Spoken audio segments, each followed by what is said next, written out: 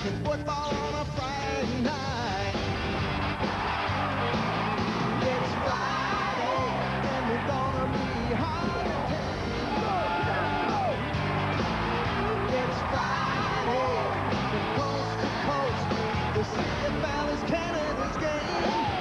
Well, we're all pumped up to party, and we're ready for a fight. Come on, get back, relax, watching Friday night football. Boys are too bad, playing CFL football game is up for grabs. It's Friday night football tonight.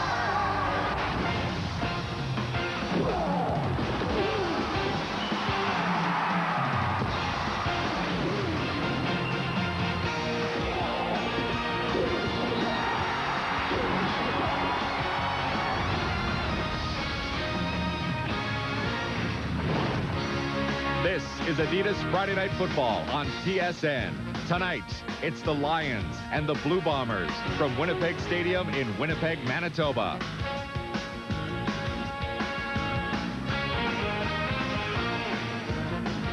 Hey everybody, welcome to Adidas Friday Night Football. James Duthie along with Eric Tillman and Chris Schultz. You know what? I've now repeated the same line for 7 straight weeks. The Winnipeg Blue Bombers are looking for their first win of the season tonight. Yes, I know everybody in the Peg is getting awful sick of hearing it, but they do have a change tonight. Jeff Reinbold calling the plays with Joe Paopao gone. Eric Tillman, what kind of game plan do you expect? Well, it's anyone's guess, James, but I do know what I would do. I would run the football, try to make positive yards on first down, and take the pressure off the rookie quarterback, T.J. Rubley. I think it's time to challenge the big guys up front, Perez, Hendrickson, etc.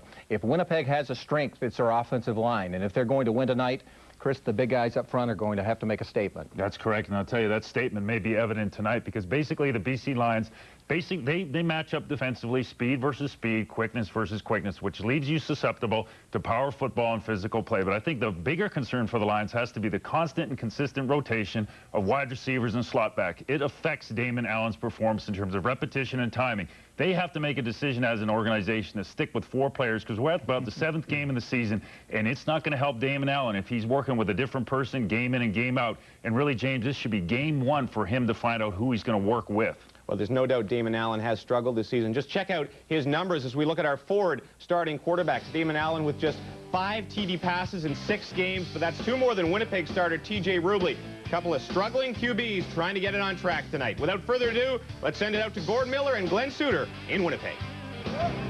All right, James, you have to look hard for wins in Winnipeg. They don't have any this year and had just 4 in all of last year, but still a good crowd expected today on a nice day in southern Manitoba for Friday Night Football. 23 degrees Celsius. The wind will be a factor. It's blowing from left to right as you look at it. This used to be one of the fiercest rivalries in the Canadian Football League, and last year it bubbled over when the 2 coaches came to blows after the game. Adam Rita promises no more of that. He's 10-14 in his season and a half as the head man in BC. On the other side, Jeff Reinbold has coached 25 games as the head man for the Winnipeg Blue Bombers. This will be his 25th tonight, and he is 4-20 in those games. There is intense pressure on him here. Joe Paopao, the offensive coordinator, left this week. Glenn, Jeff Reinbold, as the guys mentioned, will be calling the plays. He'll be calling the plays, and I think the resignation of Joe Paopao has made him a little bit tougher. This week, he basically threw it to the players and said, if you guys don't perform better, I'm going to start making changes, something that Jeff Reinbold hasn't done in the past. Troy Westwood will get set to kick it off for the Winnipeg Blue Bombers. 0-6 on the year, but still with a chance to climb back in the playoff race. They were happy with most of the results they saw from the league last night. Rod Harris is back deep to receive, along with Steve Muhammad. And this is Rod Harris from the 25-yard line, breaking through the middle. Here comes Harris out to midfield. Matt DeBuck might have saved a touchdown. It is a 33-yard kickoff return. Excellent field positions for the BC Lions to start with. The offense has a new look at wide receiver on the right side. Eddie Brown, playing for his 8th team in 8 years, should help them get some stretch. And Robert Drummond's been hot in the last 3 weeks.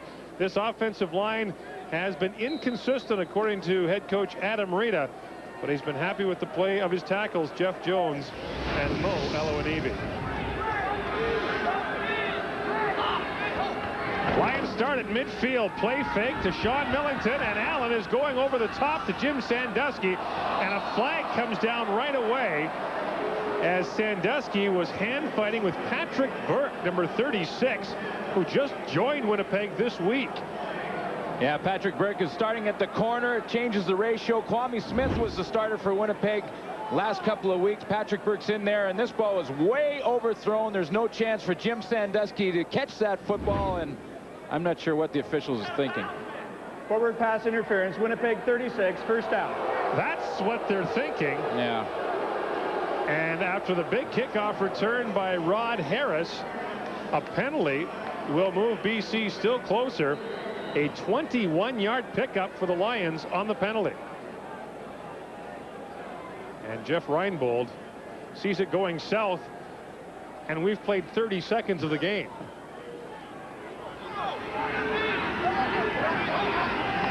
From the 34, another play fake. Allen completes it to Eddie Brown. His first catch is a BC Lion, and Brown has a first down to the 17-yard line. Well, the defense for the Winnipeg Blue Bombers are led up front by Joe Fleming, the former BC Lion, and Fleming is co-leader in the sacks department with 6 on the season so far. David Mieva returns to the lineup in the linebacking core, and in the secondary, Morris Lawler will place Reggie Carthon at the halfback, and Maurice Kelly co-leads the CFL with interceptions with 4. Pickup of 17 for Eddie Brown. First down, BC.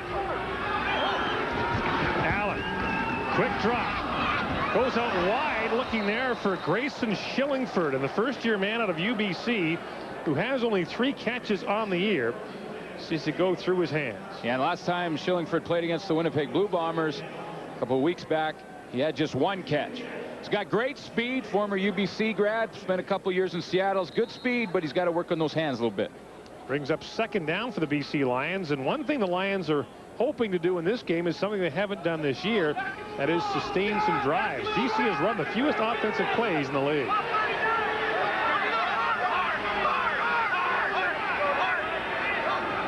Allen changing the play. Under pressure, has room, and Allen will run. Puts his head down and almost gets it taken off as he slides down to the 9. That'll leave him 2 yards short of a BC Lions first down. Well, the Lions have had trouble punching it in when they get the ball in the red zone and scoring position, and it hasn't changed so far here tonight. You know, 23 years ago, Lou Pasaglia played his first ever game in this stadium. It was a preseason game, and he went to camp with BC as a slot back and kicker, and he caught a pass and got belted by the middle linebacker. He went to the sidelines, talked to Cal Murphy, who was then a BC assistant coach, and said, "I'll just kick." Yeah, good decision. Well, he's just been kicking for nearly a quarter century now. This field goal try from 17 yards out is good, and the Lions have first blood here as they take a 3-0 lead on the Winnipeg Blue Bombers.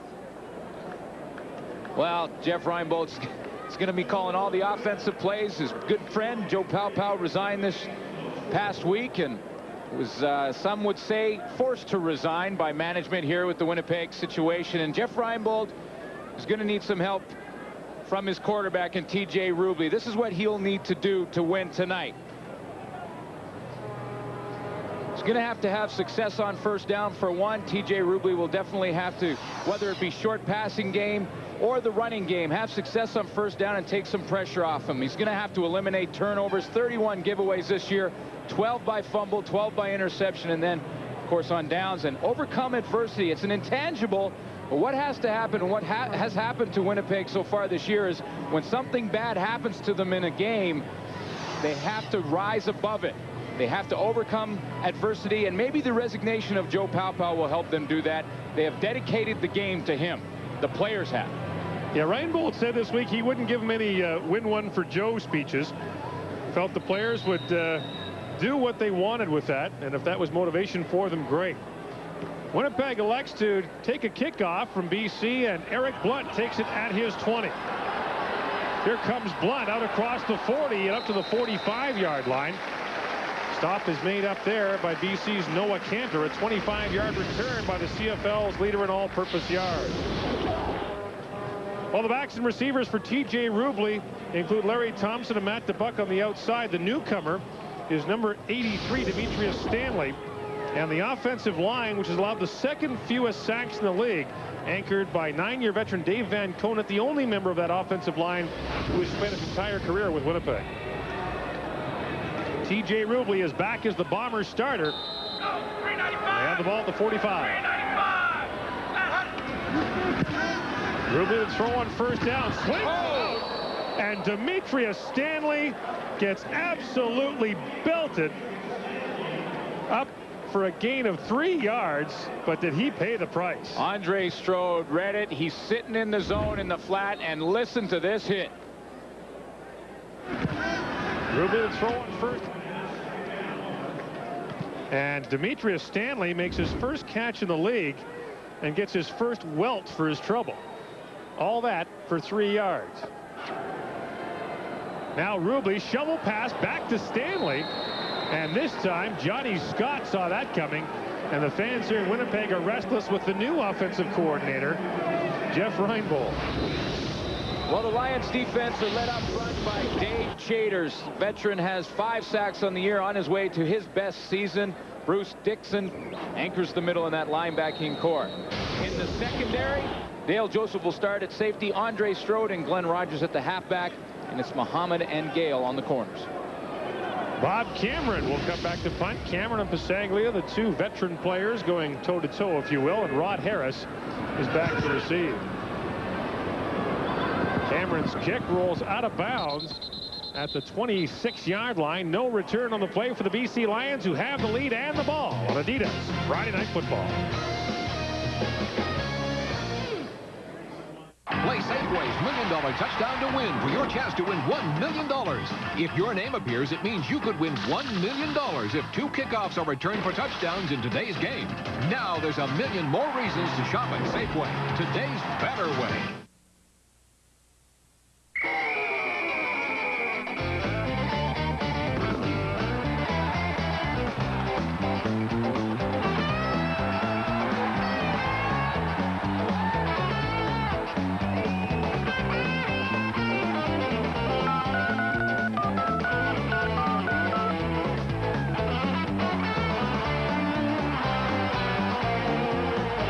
Not in the stadium, you're really not in the Grey Cup.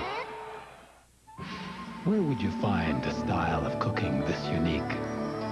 Where food is still an art and exotic flavors fill the air. At Swiss Chalet, where we've captured a taste of the Orient. For a limited time, enjoy rotisserie chicken basted with mandarin orange or tangy Thai sauce, plus sesame ginger salad, rice, and a mango freeze, all just $7.79. So visit Swiss Chalet, where a taste of the Orient is closer than you think. Well, I'm all for modernization of the game and all. Playing ball on artificial turf is like see this? Playing on a giant toupee. This is the real thing. Major League certified stuff. That ain't right. Expos, Reds, TSN, Saturday. Adidas Friday Night Football on TSN is brought to you by Adidas, the official sponsor of the CFL. By Gatorade, is it in you? And by the new Speed Stick Ultimate Antiperspirant for tough 24-hour protection.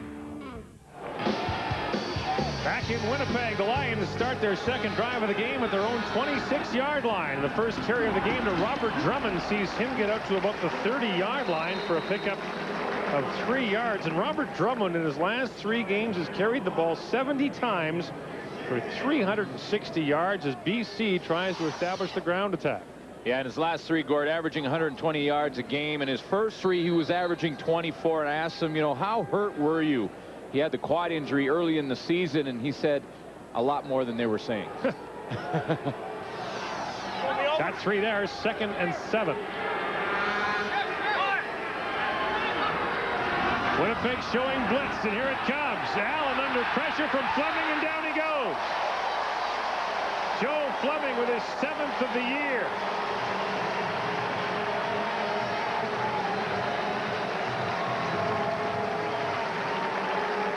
Joe Fleming is going to be a force to be reckoned with all game. This time he's working on Corey Mantika to the outside. great speed to run down one of the better running quarterbacks in the game in Damon Allen. And that'll be number 7 on the season for Mr. Fleming. A loss of 8 on the play will bring Pasaglia out to punt. Low tumbling kick. Bouncing over the head of Blunt at his own 50-yard line. Blunt finally able to get to it at the 41. Flags come down. That'll be no yards. But as it is, a 48-yard punt for Lou Pasaglia with the bounce, and TJ Rubley in this Winnipeg offense will go back to work. Winnipeg is off to its worst start since 1949, and one of the big problems, offensive performance. The Bombers are last in points, first downs, pass completion percentage. They've thrown the most interceptions, have the most fumbles, and the second most penalized team in the league. And they have the youngest quarterback in the league. Rubley with, again, good field position at his own 46. Draw play to Eric Blunt. Blunt stumbles up to the 50 for a gain of about 5 yards. It'll bring up second and about 5 for the Winnipeg Blue Bombers. And there are the numbers. Both these teams are struggling with the football. Winnipeg, though, when there's only 8 teams, you don't want to be 8th. In a 30-team league, you're fine. Yeah, and the glaring statistic for the Winnipeg Blue Bombers has been the giveaway takeaway category. 8th in the league, minus 16. 31 turnovers in 6 games.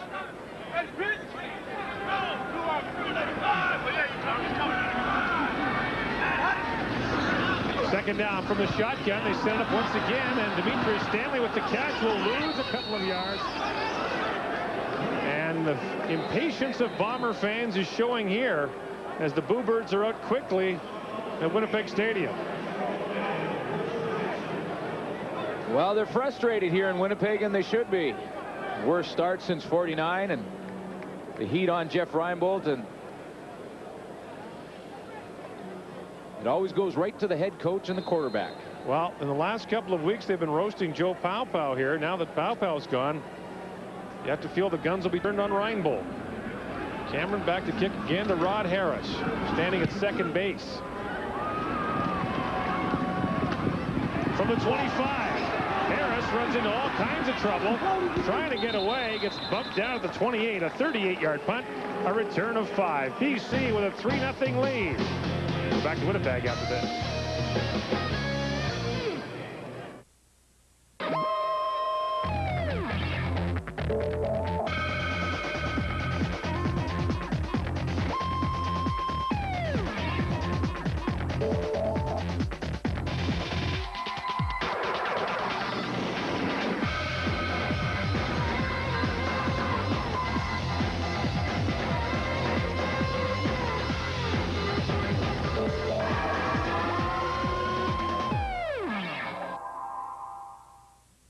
Everyone loves choosing their toppings at Harvey's. And since we introduced our new custom combos, there's a lot more choosing going on.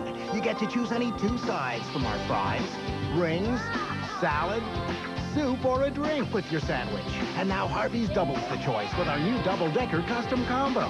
It's 2 specially seasoned beef patties with a classic hamburger taste, plus any 2 sides. Harvey's new double-decker custom combo. It's twice the choice.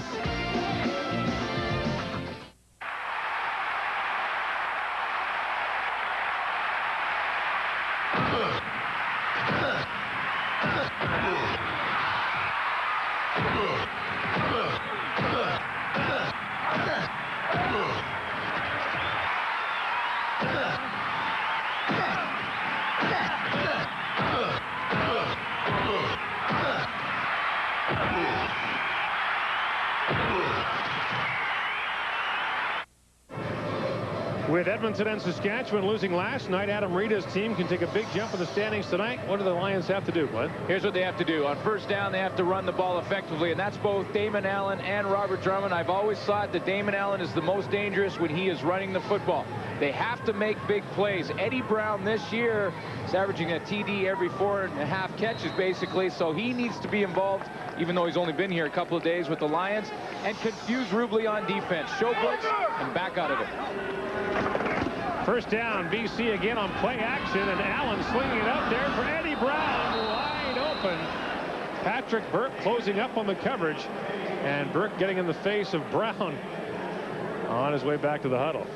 Well, again, it's his own defense by the Winnipeg Blue Bombers, and Burke is just sitting up here at top in the deep zone. When that ball's thrown out in the dead area, he's going to break up, and I think Eddie Brown saw him coming. And then, of course, afterwards, Burke is going to say, yeah, if you hang on to that one, you get hit.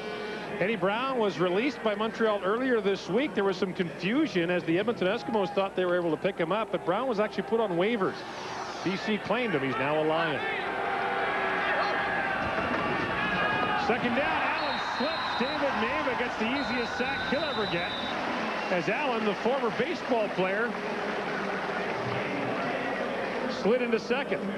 Well, second down, Jeff Reinbold loves to send them all, and this time David Mave is coming from the linebacking core, and you're right, he just slips and gets the touch, but they don't ask how, just how many. An 8-yard loss for the BC Lions as Pasaglia is once again back to kick.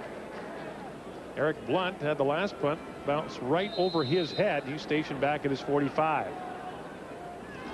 High snap, and Pasaglia able to get a good kick away. Blunt back at the 40. Retracing his steps, Blunt trying for the sideline, and here he comes. Blunt inside the 40, and Pasaglia knocks him down. A 37-yard punt return by Eric Blunt finally gives the Winnipeg fans something to make noise about. Eric Blunt's always been known for his ability to see the whole field, and he uses patience on this return to wait for the blocking to set up. Once he catches the ball, he's just going to wait for things to happen. Burke gets a block for him on Dave Donaldson, then he breaks to the outside, and it's a foot race. And what I'm surprised about is how much Louis Pasaglia, that's a pretty good tackle. He's not a young man to lower his shoulder in there. That's a 44-year-old man bringing him down there. Bombers from the 31. Sean Millington on the carry. And Millington finally going tough. Now on second effort, gets down to about the 26-yard line. A gain of 5 yards for Sean Millington. Just 23 yards rushing in his last 3 games. And he's not seeing the ball nearly as much as he'd like to. Of course, all running backs love to have it. But last year, Sean Millington had the big season, averaging 5.7 yards a carry and close to 1,000 yards rushing. Of course, had the record-setting game against Saskatchewan where he was over 200 yards and was the All-Canadian.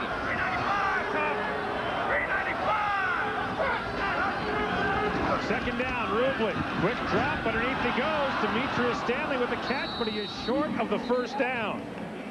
Tackle made again by Andre Strode. The Lions hold Winnipeg 4 yards short of a Bomber first down. Jeff Reinbold was just thinking about possibly gambling. I could see him on the sideline talking to Bob Cameron, and they were throwing it around, deciding whether or not they should maybe gamble. But I think it's a good decision to send on the field goal team, because when you're in the red zone, which they are now, you always want to come away with points, even if it's only 3. Troy Westwood, this field goal try will come from 31 yards out. Westwood is 7 for 9 inside the 40 this year. Make that 8 for 10, and the game is tied. The Bombers get 3 from Eric Blunt's big punt return.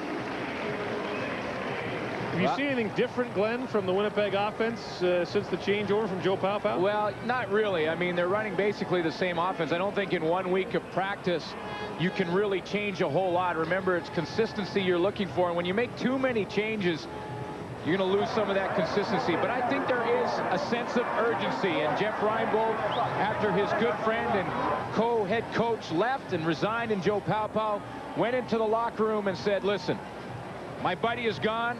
He took a bullet for us, and if you guys don't start playing better, I'm going to start making some cuts and some changes. Something a little uncharacteristic of Jeff Reinbold, but there is a sense of urgency on the field right now for Winnipeg. Tonight's game, the first time since 1994 that Jeff Reinbold has coached in a game without Joe Paopao on the sidelines with him. Lions start at the 35-yard line. Robert Drummond out across the 40 for a gain of 5. And you talked about it earlier, the combination of Drummond and Allen can batter most defenses. And Adam Reed acknowledging yesterday that the run game is the strongest part of BC's offensive game. Well, that's right. I mean, you got Robert Drummond in the backfield and Damon Allen who can run. I think you just said Robert Drummond one way. Damon Allen either fakes it or takes it himself and goes the other. It's awful tough on the defense. 2nd and 5. Here comes the blitz. Allen's under pressure. It gets away. Now up and throwing. And it gets hammered. Oh, look out. Don Robinson unloaded on Shillingford. And the pass goes incomplete. Well, Damon Allen was on the dead run when he threw the ball. It was a little high. Credit Shillingford for having the courage to go up after it, but listen to the hit. That's one of those, you get it right in the solar plexus. Grayson Shillingford's had 2 passes thrown his way. Both have gone through his hands. And once again, a punt from BC. Low driving kick. Bounces down to 30. Right back to Blunt. Can he pull off another big return? Blunt steps out of bounds up at the 35-yard line. Winnipeg with some momentum. When Adidas Friday Night Football returns in a moment. Welcome to Nanaimo, home of the bar, and Vern Goldsberry's Midas. Vern is an honest guy, and it's got a breath that's very minty. Hi, I'm Vern Goldsberry, and this is my family. And Midas does a good job at a fair price and has a nice current selection of magazines. Car care, dental care, it's all about trust. Vern over there at Midas, he saves me quite a bit of money. It's not like I'm a philanthropist. Right now, Midas is offering our famous front or rear disc brake service package for the incredible price of just $99.95. Midas Car Care, the way it should be. Some were meant to glide. Some to just sit back and relax. And some were just meant to escape. On the water, you set the pace of the excitement. Discover how affordable boating really is. For a free video, call us at 1-800-808-BOAT or visit our website. Bring the family and come on aboard. When you sweat, Gatorade wants you to peel it off for a chance to win. Look under specially marked Gatorade labels for your chance at over 1 million prizes. You could instantly win a Nintendo 64-game system or pro sports gear licensed by the NBA, NFL, CFL, CHA, or Major League Baseball. And if you don't win instantly, don't sweat it. Collect Gator points and redeem them for your favorite pro sports gear. Or get to a Gatorade TSN sampling zone for more ways to win. Hit tsn.ca/Gatorade for details. It's going to get hot this summer, so quench your thirst with Gatorade and peel it off for a chance to win. Don Robinson trying to give his team a spark, something the Bombers desperately need, Glenn. We just talked about a sense of urgency, and this is what I'm talking about. Guys are flying around the football field almost trying to make the team. Now Winnipeg from its own 34-yard line with the game tied and 5:45 to play in the opening quarter. Rubley facing a 4-man rush, goes down. It was a team meeting in the backfield. David Benefield was certainly a big part of it, along with Dave Chaters. Yeah, David Benefield coming off the corner, working on Chris Perez, and he just an outside speed rush. Perez almost has to hold him. That makes Rubley run out of the pocket and allows the rest of his friends to get there in Dave Chaters. Not sure if Troy Bailey won't get credit for that sack. It was a case of Benefield doing all the work and Bailey getting the credit. But it is a loss of 9 yards. And the Bombers are backed up inside their own 25. Rubley draw play to Blunt. And he gets back close to the original line of scrimmage, but he stopped at the 30-yard line. Well, the crowd here doesn't like the call to run the draw play when you're second in a whole bunch, but I think it's a good decision. We talked about the turnovers, and TJ Rubley has had problems throwing the ball away. He's thrown a couple of interceptions for touchdowns. When you have that far to go for a first down, why force it? Run the draw, try and punt the ball away and get some field position back. 4th consecutive series for Winnipeg that has gone 2 and out. It has been a kicker's display so far, as Harris is back to receive this punt from Bob Cameron. Good kick by Cameron into the wind. Harris from the 35-yard line. Dragged down from behind on a good tackle by Wayne Weathers, a 45-yard punt. And a return of 7.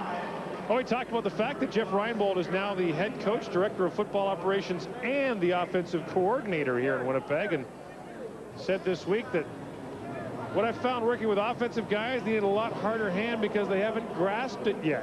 What he said was defensive players have been getting a lot of pats on the back, and the offensive guys have been saying, hey, how come none for us? And Reinbold answered back, because you don't deserve it. Exactly. BC from the 41-yard line. Allen, play action. Swing it up, and it's intercepted. And look out.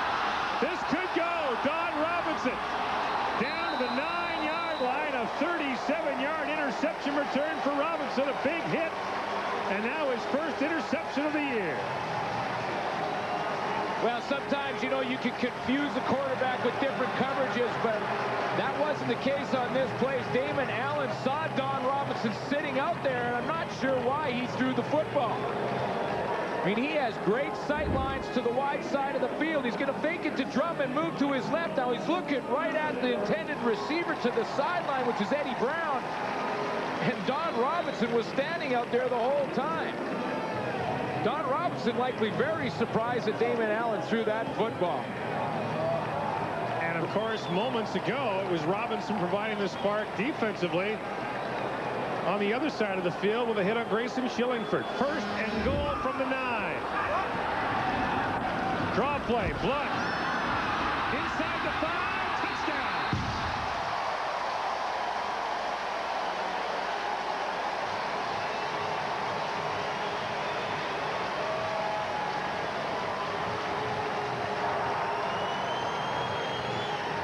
When you're struggling, especially offensively, it's very important to get a lead early. Winnipeg Blue Bombers throughout the season have always had to come from behind. It changes the game plan and gets you in a bad situation. This is something that they're not used to, having the early lead. Eric Blunt scored a touchdown earlier this season, but he did it on a kickoff return.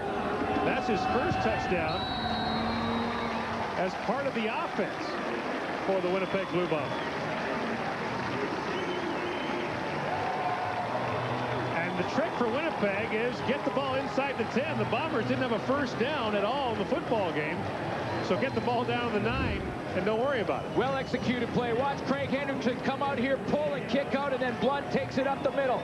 Nice job of Blunt seeing the whole field, but a good block right there. And the point of attack on Bruce Dixon, that gives Blunt some time to see the whole field and then pick and choose his way and his holes until he finds the end zone. But of course, all of this set up by the 37-yard interception return from Don Robinson. It's called sudden change when your defense comes up with a big play, and this Winnipeg defense has really provided a lot of big plays for this team throughout the season. Like Don Robinson did on this one, you got to come out and take advantage of it, and Eric Blunt does it. Eric Blunt, who spent 4 years with the Edmonton Eskimos, is carrying the load big time for Winnipeg. Talked about Eric Blunt's great vision, and he's going to get this a little delay as he picks up the ball, and then watch how he just bobs and weaves his way through that secondary and linebacking core of the BC Lions. Another guy who obviously has come to play tonight. Winnipeg with a rare lead in this football game, 10-3 with 3:13 to go in the first quarter. And the best news for the Bombers is all of this has come into the win. Now Westwood to kick it off. Rod Harris from the 15-yard line gets in behind that wedge and just pulls his way up to the 35-yard line, which is where the BC Lions will start after a 14-yard return. And Damon Allen and company will go back to work with Don Robinson looking on anxiously. Yeah, Damon Allen will wonder where 29 is in the next play. If he's not hitting his receivers, he's stealing the ball from them, at least early in this game. Don Robinson broke into the Canadian Football League with the Las Vegas Posse.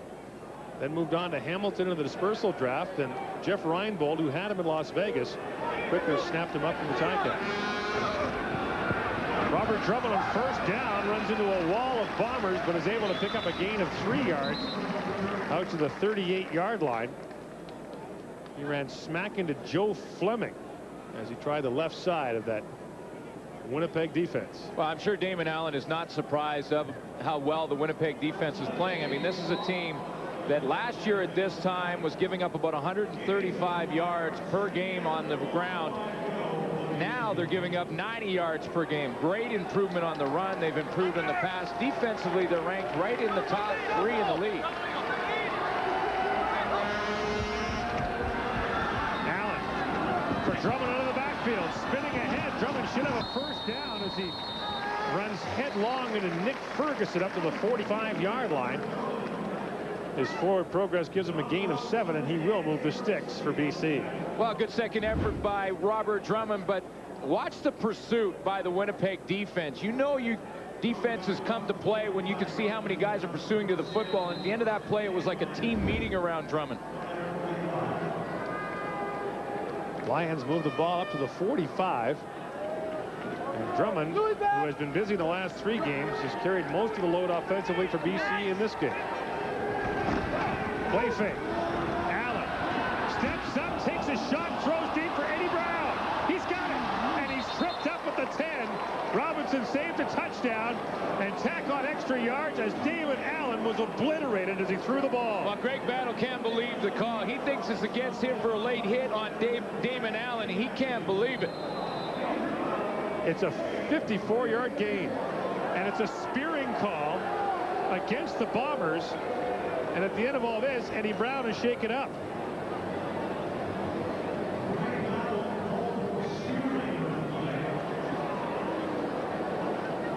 Bud Steen is tonight's referee, and he's checking out Eddie Brown now, who may be hurt.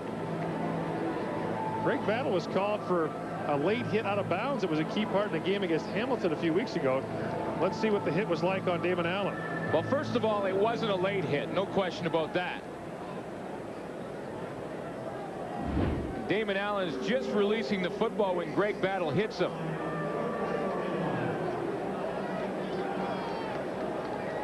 And this is the other end of that throw. Damon Allen paid the price. Eddie Brown, we talked about, he needs to come up with some big plays. Well, that's exactly what we're talking about. Half the distance to the goal line takes BC to the 6.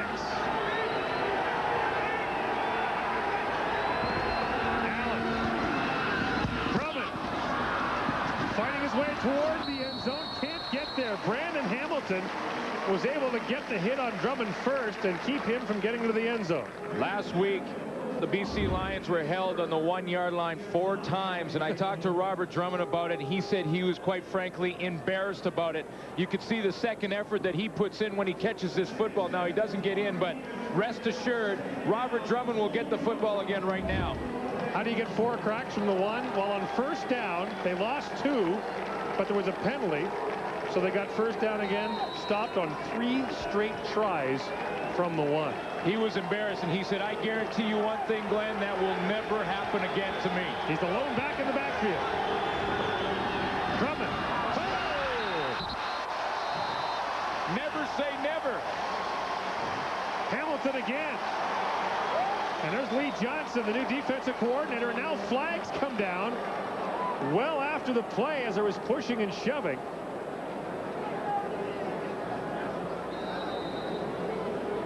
And we talked about what happened last week in the game against Montreal. That's an identical play that just happened to Robert Drummond. Objection will come. And then the next play, he was stuffed again. Now, objectionable conduct is called against the BC Lions. Mike Mahalik, or check that, sorry. I believe it was 56 was the number they called. The result for the Lions is they will not get a try on 3rd down from the 1. And Lou Pasaglia will have to come on and kick a field goal. What an awful turn of events for the BC Lions. Well, they called 56, and there is no don't 56. have a 56.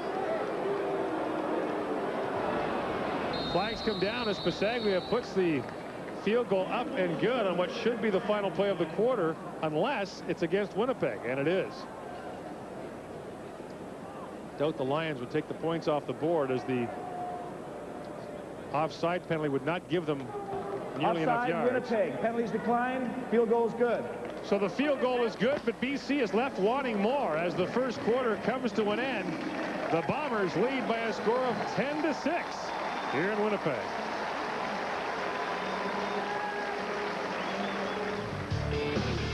You're watching Adidas Friday Night Football, and we're at the quarter. All right, welcome back to TSN Football Control. James Duthie here.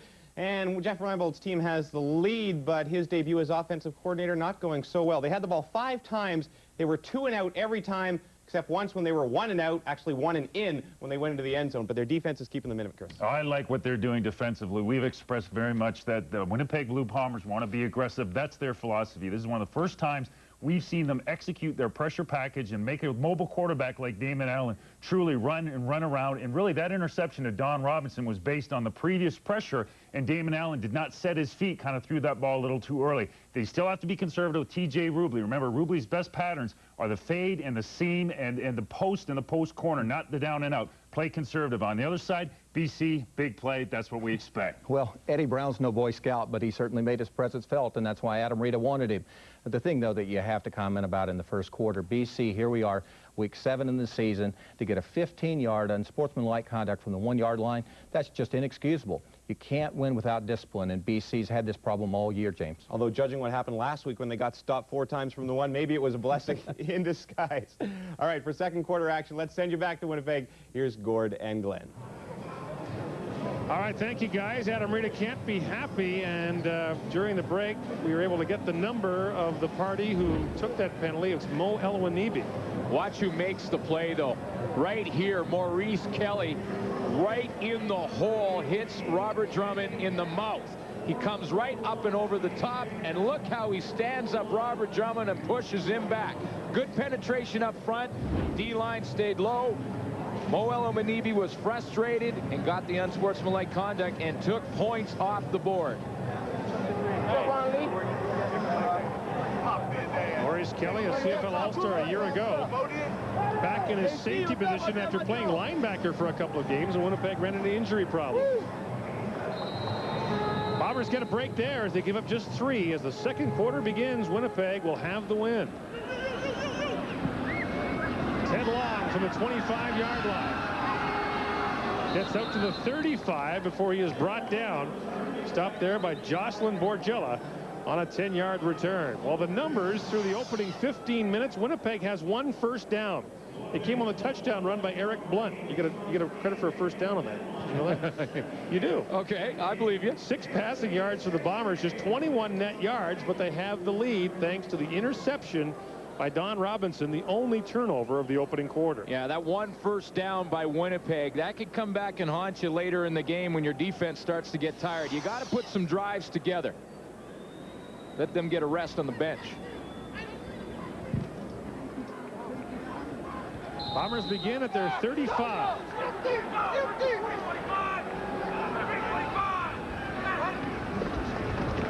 Rublin gets it off to the new man, Demetrius Stanley. And Stanley's been a busy guy for a guy playing in his first game. He's out across the 40 to about the 42. Okay, but here's what we're talking about on success on first down. Demetrius Stanley, catches that little under route. Doesn't have to be a running play. It could be a short pass just like that. He catches that one. Now that puts him in a second and real short situation. T.J. Rubley has completed 5 passes in the game, all of them to Demetrius Stanley.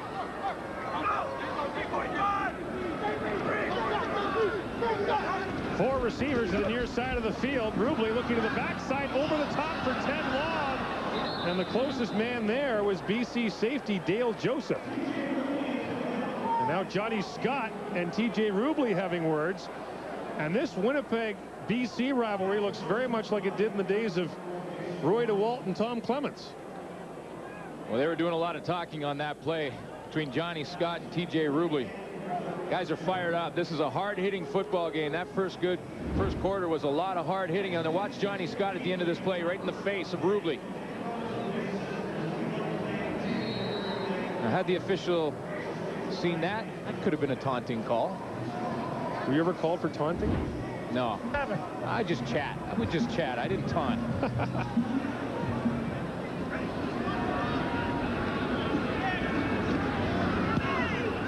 Cameron, great kick with the win. Chases Harris back to the 20.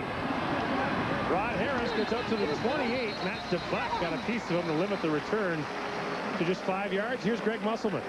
Okay, Gord, Jeff Reinbold said not necessarily were they dedicating the game to Joe Paopao, at least to the players, but they very much have done that. They've got some material. In fact, it looks like one of Joe Paopao's shirts that he wore around the office, and the players have, most of them have taken a piece of this material. They have it taped around their armbands, and some of the players also have Paopao written on their armbands as well. So very much they're getting inspiration from Joe Paopao, the former offensive coordinator, of course, no longer with the football team. Back up to you guys. All right, thank you, Greg. And you can see the pieces of the shirt hanging there. I guess it's a tribute.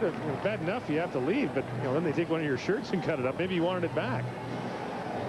Well, I think to a man, they don't think this team is any better without Joe Paopao in Winnipeg.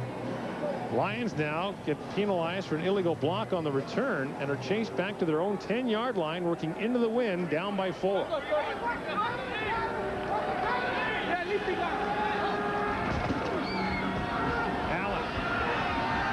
Gets it up there for Rod Harris, close to a first down. Harris leaps across the 20 to about the 22-yard line, and a very late flag comes down at the end of that play.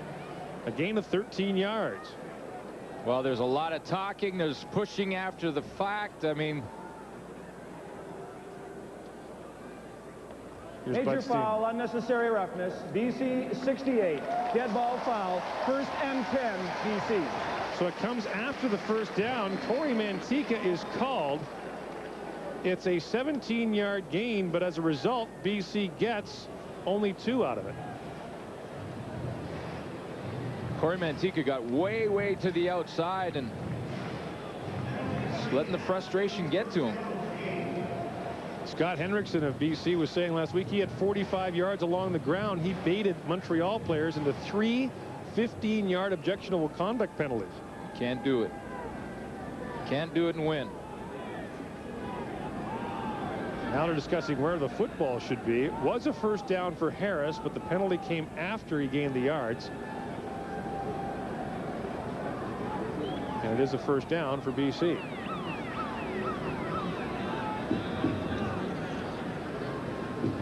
So once they get that sorted out, Damon Allen can finally get to work.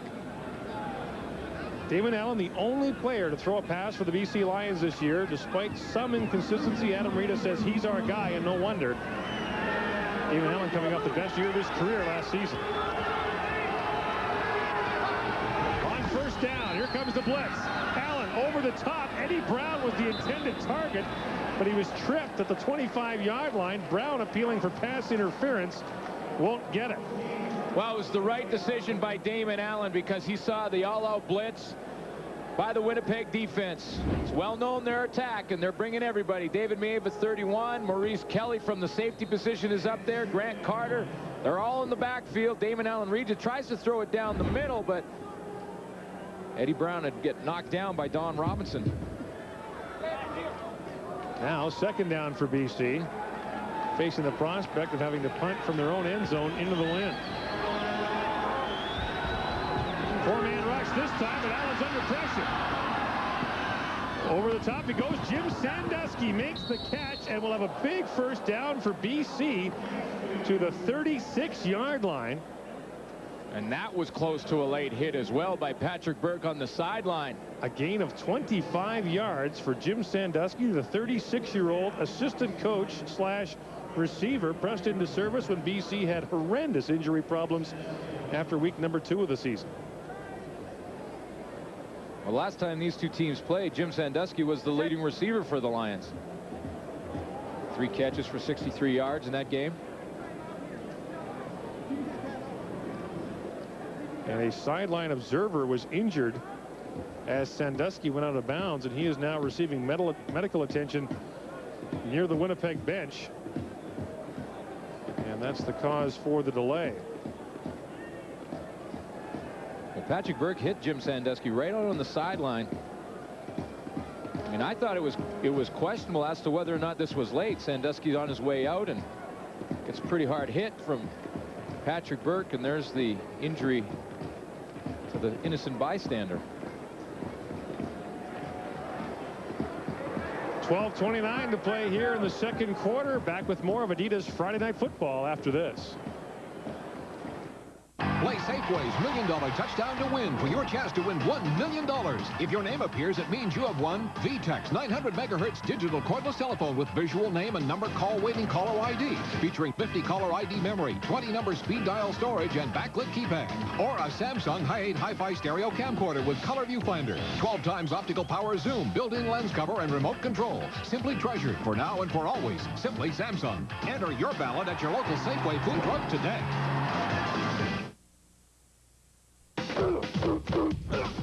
CFL football is one tough game. Touch football is one fun game. Football Canada and Football Ontario invite you to have some fun. Join one of the many adult touch football leagues across Canada. The Canadian Football League, along with Molson Canadians, support their efforts. Call Football Canada or Football Ontario and get in the game. This weekend, the Tour's best are aiming for major glory at the 1998 PGA Championship.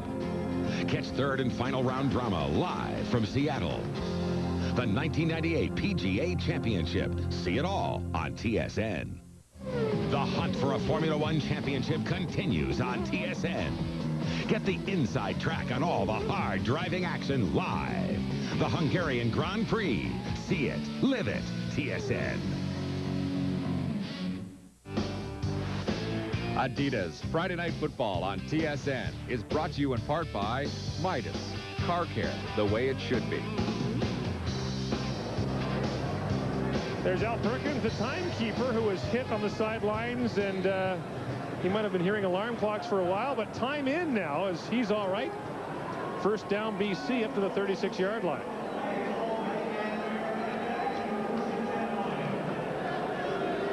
Oh, look out. Lions were way ahead of things. Now Allen takes a hit from Grant Carter for his trouble. Allen thought the whistle would go as two of his receivers were about 5 yards up the field before the snap. Yeah, Eddie Brown is right now, he's about 40 yards down the field. That's because he got a 10-yard head start. Offside, BC 81, decline, second down. Rod Harris takes the offside call, but Allen loses 4 yards on the play, and as a result, it'll be 2nd and 14. It's not a whole lot of plays in the playbook for 2nd and 14. This is the thin part of the playbook. Yeah. You got about 2 or 3. Because of some bad penalties, Adam Reed has seen way too many of them.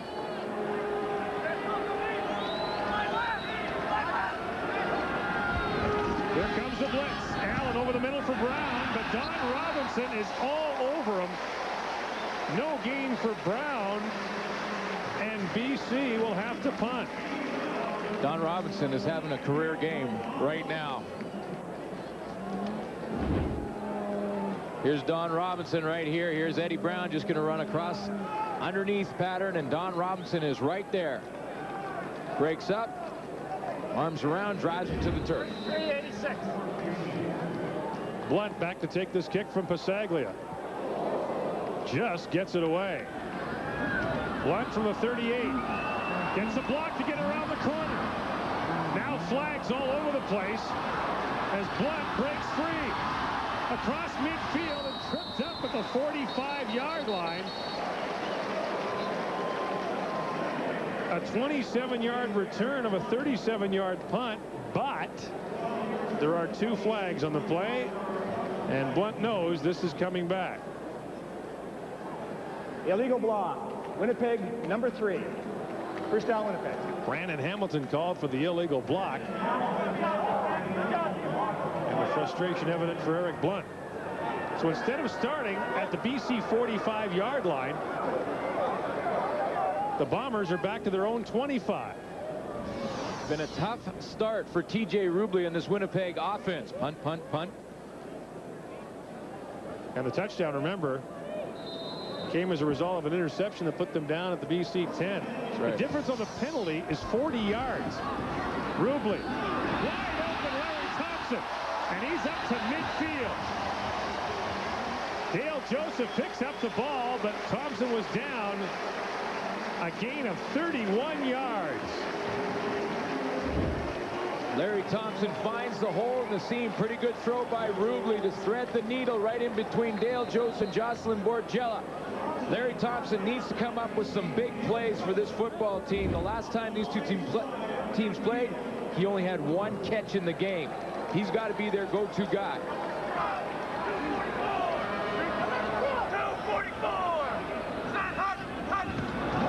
Early movement, and the give goes to Sean Millington, but proceedings are called as the Bombers appear to be able to draw the BC Lions offside. BC 45 is offside. First down repeated. David Benefield called offside, and Winnipeg creeps closer to BC territory at the 49. 3 sacks on the year so far for David Benefield, but what the sack stat doesn't talk about is pressures, and David Benefield is coming hard, play in and play out from the outside. Doesn't always get credit for the sack. He's providing pressure constantly. Here's Millington on 1st and 5, chased around the corner, and he is wrapped up by Jocelyn Borgella, the former Winnipeg Blue Bomber, who's second in the league in tackles to Edmonton's Willie Pless. You know, when you got a guy like Sean Millington, it's much like Mike Pringle. They're great runners if they're heading north and south. If you can make Sean Millington turn his shoulders to the sideline like David Benefield does on that play, he doesn't have much of a chance. They're great because they're power runners. They come right at you. If you get them turned, you can stop them. Millington now makes his way off the field as the extra receiver Spencer McLennan comes in on 2nd down and 7. Rubley has time and almost has it picked off as Borgella was there again. He was looking there for Demetrius Stanley. Well, it was set up to be the screen to Eric Blunt, but TJ Rubley had to throw it up and over. He has to kind of jump because Troy Bailey's right in his face, and that one goes over the head of Blunt. Winnipeg, though, showing some signs offensively. However, Bob Cameron will have to come on and punt rather than having Troy Westwood try a 58-yard field goal. Harris is the lone man back. Cameron aiming for the sidelines. It'll bounce over the head of Harris and into the end zone. He will happily concede one. Oh, look out, he lost the football. Touchdown, Winnipeg. John Kalin jumps on the ball, and it's a touchdown for the Bombers. BC arguing that Kalin was within 5 yards. And that's what Danny Barrett turned around and said to Adam Rita when he touches the football. Is there anyone from Winnipeg within the 5-yard restraining zone? Because if it is, it's automatic 5-yard penalty. Take a look at it. You be the judge. I mean, here it is. Now, Ron Harris is doing this on purpose. He's trying to draw Winnipeg in there. You see Brad Elberg in there. Looked to me like Kalin might have been that close as he was able to lunge to the football. Well, here's another angle at it. Ron Harris is going to wait and try and draw them in. Kalin just joined the Bombers at the end of July, and he has made a major contribution now for Winnipeg. A recovery for a touchdown. Winnipeg up 17-6 on Adidas. Friday Night Football.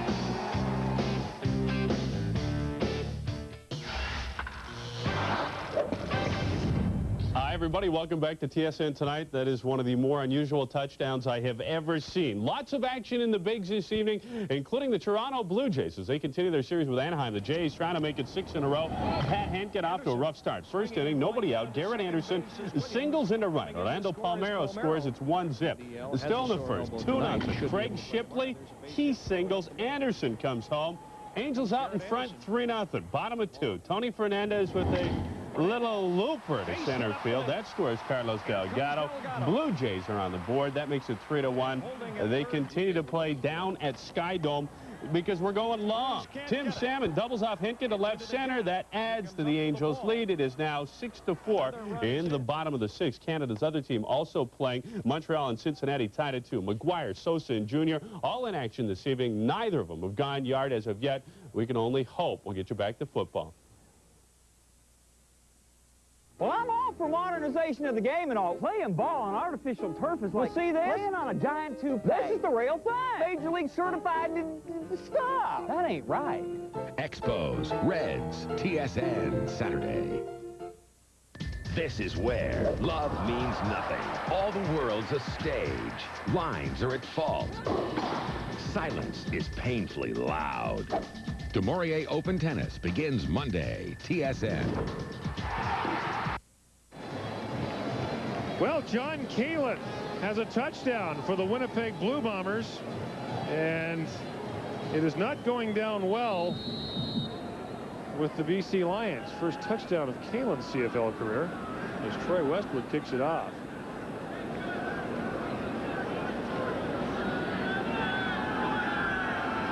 Westwood sends it deep.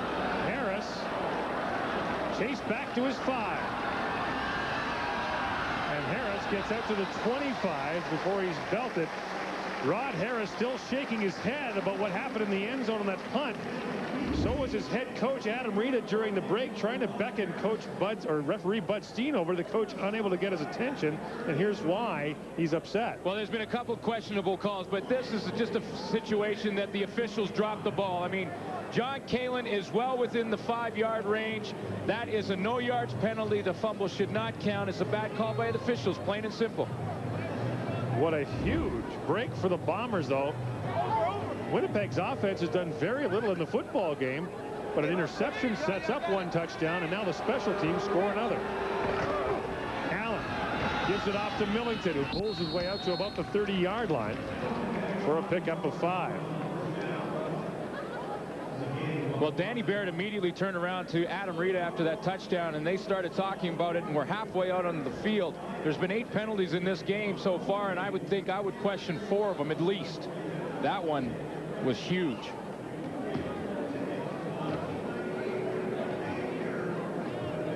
Adam Rita still shaking his head down there about that one. You can bet that that portion of the game tape will be worn out by the time Adam Rita finishes looking at it. No question.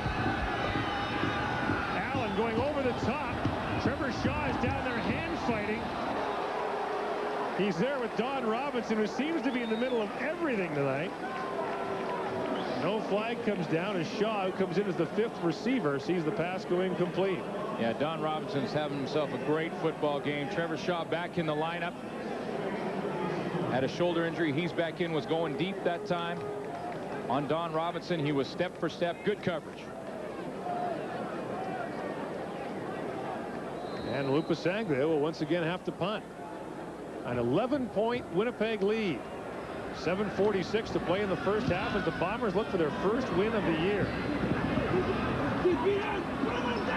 Blunt has it bounced down to the 35-yard line, and that's exactly where he is stopped. Troy Bailey makes sure there's no return of the 45-yard punt. And let's take another look at what exactly got BC into this hole. Well, I mean, here is the punt. Rod Harris is waiting to draw Kalin and Brad Elberg in. Yes, they're trying to back up, but it doesn't matter. If they're trying to back up, it's an automatic 5-yard penalty, but it is still a penalty if you're in the 5-yard zone. That means that the BC Lions should have kept the football. No touchdown for Winnipeg, and Adam Rita just can't believe it. Of course, Jeff Reinbold will take it any way he can in his situation, but I mean, I just question the officiating so far tonight. It's just been, in my books, horrendous.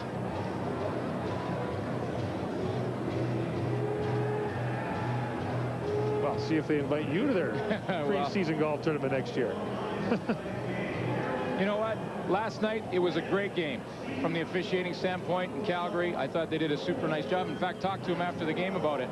Thought they did a really nice job. We really didn't talk about it much, but there's been some questionable calls. You go back to the Patrick Burke interference on Jim Sandusky in the first play of the game. Questionable there. I mean, if they were going to call that one, they could have called Don Robinson on this play. Damon Allen looking on. Family reunion for him in BC this week. His folks are up, and so is his brother Marcus, who will broadcast the American Bowl for CBS, beginning his new career as a commentator there. And that game is tomorrow at BC Place. For ticket information, there's the number to call. Well, the good news for David Braley, the owner of the Lions, is that he, of course, fronted the money for that game, and it's over the break-even point. They're looking for a big walk-up, make some money for the Lions. Game's at 5 p.m. local time, so Damon and the Lions will hustle back to BC Place, and then he'll sit and watch Steve Young and the 49ers battle Warren Moon and the Seahawks. Talking to Damon yesterday about the key factors for his team, and one of them he mentioned was Robert Drummond, saying he's still trying to learn how to use Robert Drummond properly. Drummond is the injured BC Lion making his way off the field now. Damon Allen, it's always been felt as most successful when he has a great running back beside him. Well, I think two running backs. I think he's best when he has two behind him, a fullback, a good tailback. That's what they've gone with the last 3 games with Juan Johnson and Drummond. Eric Blunt on the carry, gets out across the 40 to the 42-yard line, a pickup of 7 for the Winnipeg tailback, who doesn't get much of a rest. He returns punts, he returns kickoffs, and he's Winnipeg's leading rusher. That's the way they love it, though. The guys that are carrying the football, they love to have it as much as they can get it. I'll tell you what, though, he's 5'9" now. He'll be 5'6" by the end of the year. This has been a hard-hitting game. Under 7 minutes to go here in the first half, and Winnipeg once again on the move. Rubley once again for Demetrius Stanley, and they'll mark him down at the 45, very close to a first down on his 6th catch of the game. Mike Mihalik does a nice job on a pretty good pass rusher in Dave Chaters to give T.J. Ruby just enough time. That's good pass technique. Got the hands upside, inside on the shoulder pads. If you get him out there, it's holding. Mike Mihalik does a nice job of blocking for him on that play.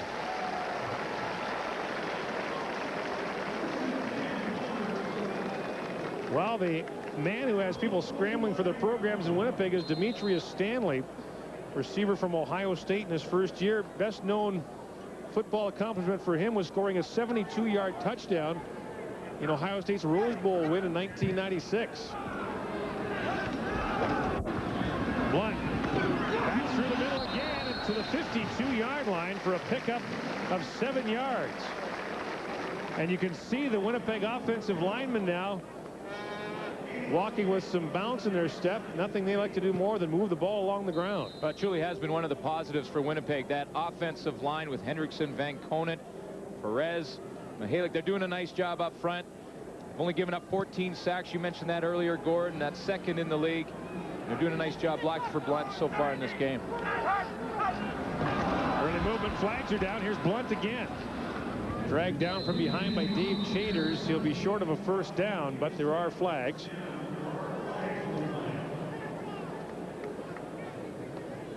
Jeff Reinbold saying yesterday that one of the biggest factors for Winnipeg's inept offense, penalties. Offside, BC 74. This time it's against the Lions, and that'll be good news for Reinbold. In the first 6 games, Winnipeg's offense took 25 penalties. Just the offense, 12 of them were for procedure. Yeah, and everyone talked about involving Sean Millington more in the running game. Well, when you start 1st and 15, or you get 5 on first down and then push back to 2nd and 15 or whatever it may be because of the penalties, well, that takes the running game right out of the picture. First down for the Bombers into BC territory. Rubley underneath again for Stanley to the 46-yard line. He got hammered again, and he is slow to get up. A pickup of 7 yards, and a very late flag comes down again.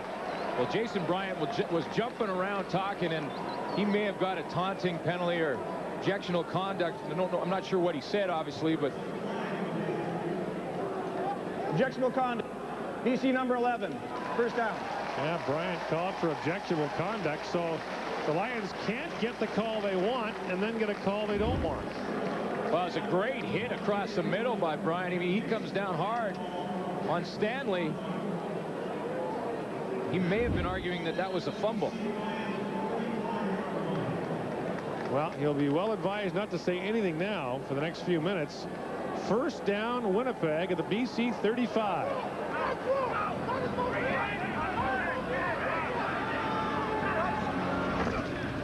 Millington. Look at him go.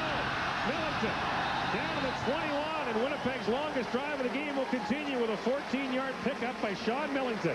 The point of attack is so important when Sean Millington is carrying the football. I talked about being a great north-south runner. If he can keep those shoulder pads heading down the field, see the hole he had to go through, he's going to have success. And the Sticks move again as the Bombers are down to the 21-yard line. 4.5 minutes to go in the first half.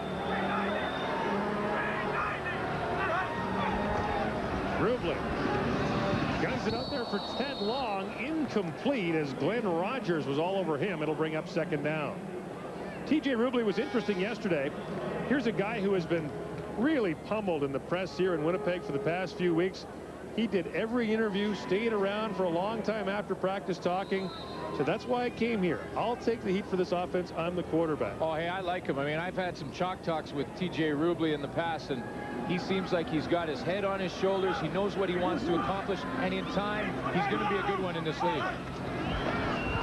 On second down, he's under pressure. Dumps it off for Millington. He's got a long way to go. He'll get inside the 20. And actually down to about the 13-yard line. Decision time now for Winnipeg. Fans urging Jeff Reinbold to go for it. Reggie Carthon's going to come out and try and help with the decision. It's 3rd and a long 1.5 yards. So Reinbold not taking any chances. Will try the field goal from just outside the 20. An impressive drive, though, for the Winnipeg offense.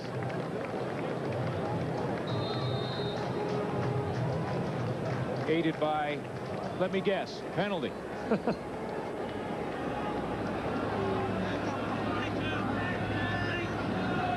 Off Cameron the hold. Westwood puts it up and good.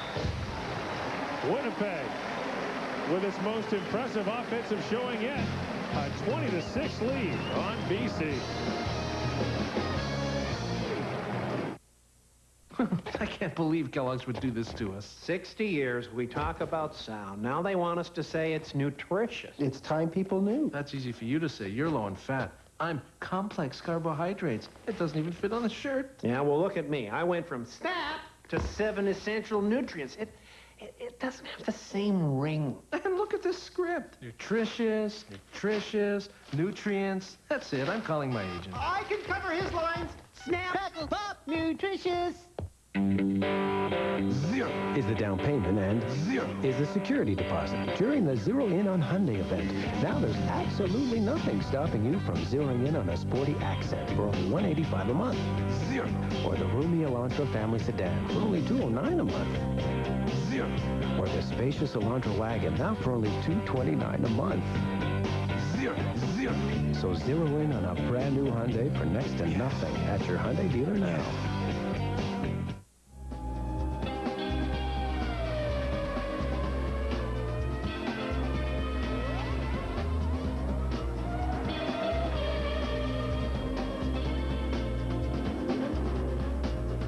Round 12 of the 1998 Formula One season is racing your way from Budapest. Get the inside track on all the hard driving action live. The Hungarian Grand Prix. See it, live it. TSN. Hey, next Thursday, a good one for you. Hamilton and Toronto, the rivalry renewed, especially with Hamilton at 6-1 on the year. You know Tabby fans will make the trip down the QEW into Toronto. It's Leif Pettersson's last game as a commentator for TSN. Kind of sad to see Leif go. Yeah. And that's a game you won't want to miss. Allen on first down. Has his man wide open, and Grayson Shillingford finally has a catch up to the 53-yard line. Good for a BC first down. Gain of 18 yards. We've reached the 3-minute warning at the stadium in Winnipeg, and the crowd and the Bombers feeling pretty good about themselves, up by 14. Play Safeway's million touchdown to win, and you could win $1 million. Or a Samsung Hi8 stereo camcorder, the Dirt Devil MVP Swivel Glide and Ultra Handbag, a VTech digital cordless phone. Fill a shave with reflex action from Philips. Or win a vacation trip for two to the VS Vallarta Hotel via Air Transat, courtesy of World of Vacations, Canada's #1 tour operator to the sun. Look for Sunkist, not from concentrate juice, Vicks Pickles. Now there's a million more reasons to shop at Safeway, today's better way. Welcome to Nanaimo, home of the bar, and Vern Goldsberry's Midas. Vern is an honest guy, and it's got a breath that's very minty. Hi, I'm Vern Goldsberry, and this is my family. And Midas does a good job at a fair price and has a nice current selection of magazines. Car care, dental care, it's all about trust. Vern over there at Midas, he saves me quite a bit of money. It's not like I'm a philanthropist. Right now, Midas is offering our famous front or rear disc brake service package for the incredible price of just $99.95. Midas Car Care, the way it should be. Robert Drummond helped off the field moments ago with more. Here's Greg Musselman, who's right on the scene. Okay, Gord, yeah, they were working on Robert Drummond's right knee, just kind of massaging it.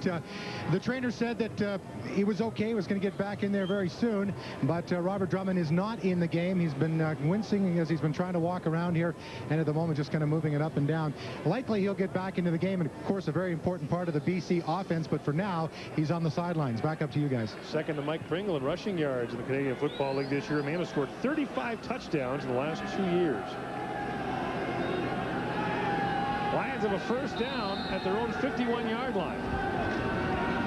Here comes the blitz. Allen gets it away. It's behind Trevor Shaw and incomplete. The Lions, it seems, have spent most of this first half hemmed inside their own half of midfield. Now they're going to have to go away from their game plan, at least for this series. With Drummond out, what they'll do is bring Trevor Shaw into the game as the 5th receiver. Go with one back in the backfield will be Juan Johnson. Juan Johnson, of course, doesn't have a carry this season in 3 games. Big second down now for the Lions under 3 minutes to go in the first half. Oh, look out. Here comes the blitz. Allen's under pressure. Gets away. Still going. Gets a huge block from Elwanibi. And Allen has a first down and then some down to the 40. Oh, my goodness. Maurice Kelly got bent like a pretzel by Mo Elwanibi. Twice. Maurice Kelly got hit twice on the play, and they were huge hits. The first one came from Juan Johnson. The second one, Mo Elwanibi. Here comes, there's the first one. Juan Johnson hits him as he's coming on the blitz, and then coming back the other way, it's Mo Elwanibi. Wow. A 19-yard gain, though, for Damon Allen. First down, BC at the 39.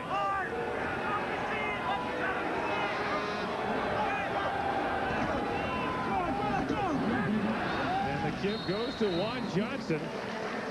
Gord, for a pickup of maybe one. I am amazed that Maurice Kelly is still in the football game. The 2 hits he took on that play previous to the last running play, man.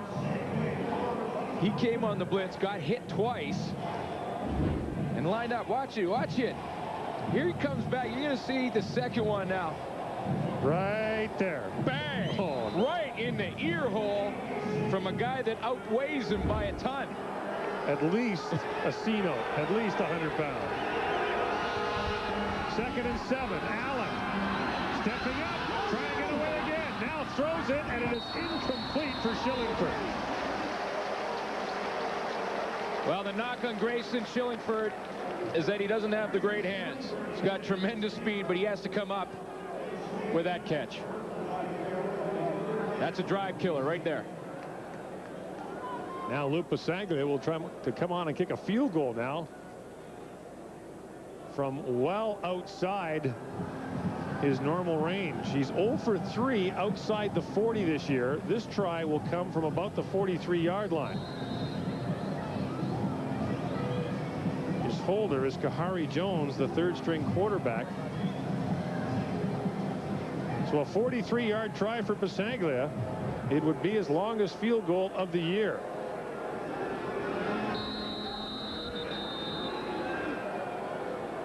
And something's amiss.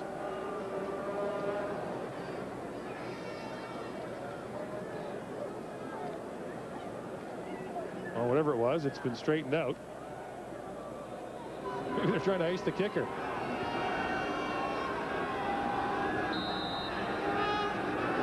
Fills the hole. Bisaglia puts it up. And good.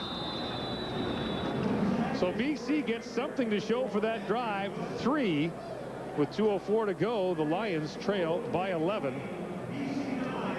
Well, you know, Adam Rita is frustrated because he would like to have seen some more points out of this drive. Demon Allen scrambles his way out of trouble, and then not a great spiral, but Schillingford definitely has to come up with that catch. It was a soft pass right in his hands, and he's got to make it. He was in first down territory had he hang on to the football. He knows it. Adam Rita not one to show his frustration often, but he has been getting more and more disappointed of late. Here's a guy who's known as an offensive coach in the Canadian Football League, but his offense continues to struggle. Bringing in Eddie Brown, maybe not a gamble for Adam Rita. In his last 4 stops in the Canadian Football League, he's had Eddie Brown with him every time. Yeah, he was in Edmonton, Memphis, right. Toronto, and now BC. And Adam Rita talked about needing a deep threat. Not necessarily because you have to go deep to him all the time, but it helps to stretch the defense. If you got a guy with great speed, push those defensive backs back, get them out of their back pedal, make them turn and run, and the underneath patterns open up for you. Interesting that most teams after a field goal would elect to take the ball at their 35-yard line, but Winnipeg, which has returned a kickoff for a touchdown this year, makes BC kick it. Blunt, the man who returned it from the 20. Here he goes again. Up to the 52-yard line before he is finally stopped from behind by Juan Johnson. Another great return by Blunt and another good decision by the Bombers. Eric Blunt likes playing the BC Lions. Second best game of the year so far this year was the previous matchup between the two teams, and having a real good one this first half. And now with 1:58 to go, he's given Winnipeg excellent field position and a chance to add more points. And the Bombers are slow getting their offense on the field. They'll have to go now as the 20-second clock has started. Well, Ruby's calling the plays on the fly right now.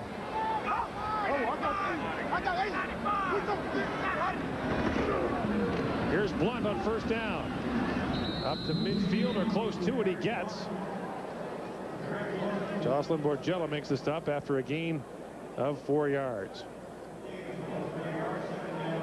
I'm a little surprised that TJ Rubley isn't in the hurry-up offense right now. I mean, you got 1 minute and 54 seconds left.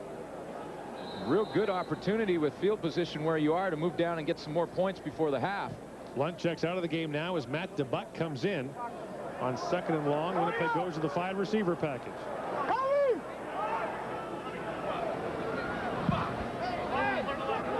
Winnipeg looks confused here. And the Bombers will call timeout. And this whole offensive series has looked like a fire drill for Winnipeg. Didn't have the right number of people out. Didn't have the right people out. Didn't get them on the field in time. And when they're not on the field in time, of course, they don't know what the play call is. Ryan Bolt talking yesterday said, we're at the point if someone screws up, just get me another one. Either get with it or get gone. Well, that's it.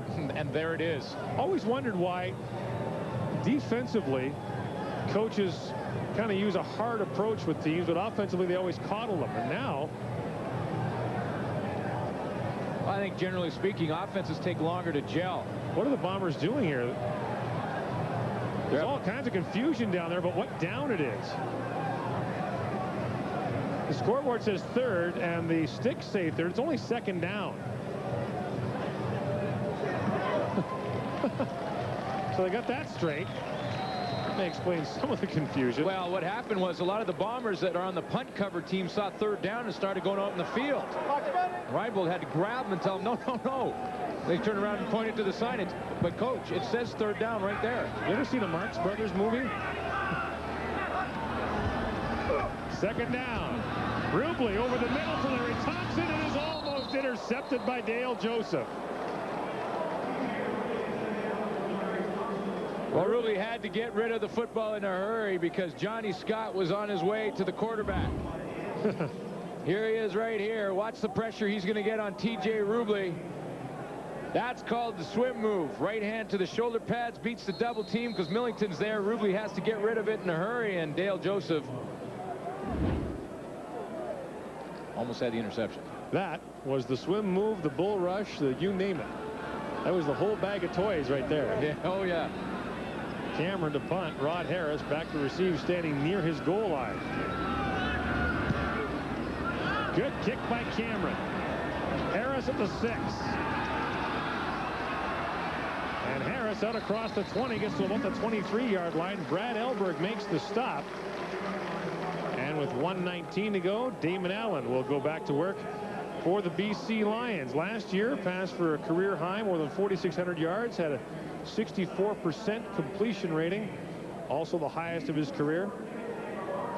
And I would suspect that when his career is over, not long after, Damon Allen is headed for the Hall of Fame.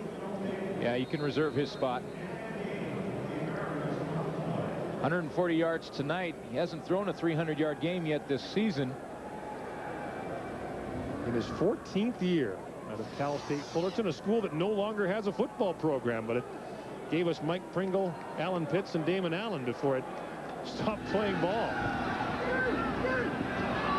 Juan Johnson takes the pass from Allen, close to a first down. He gets it out to the 35, and a flag comes down deep in the Winnipeg defensive backfield. And it came after the play as Patrick Burke was tied up with his man, David Donaldson.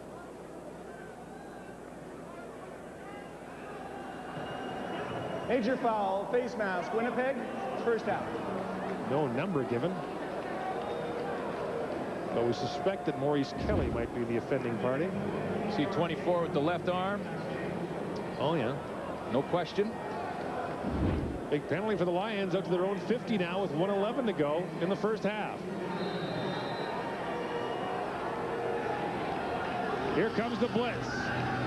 Allen under pressure, gets it away, complete to Rod Harris, who gets out of bounds and gets the first down. Everything went right for BC on that play.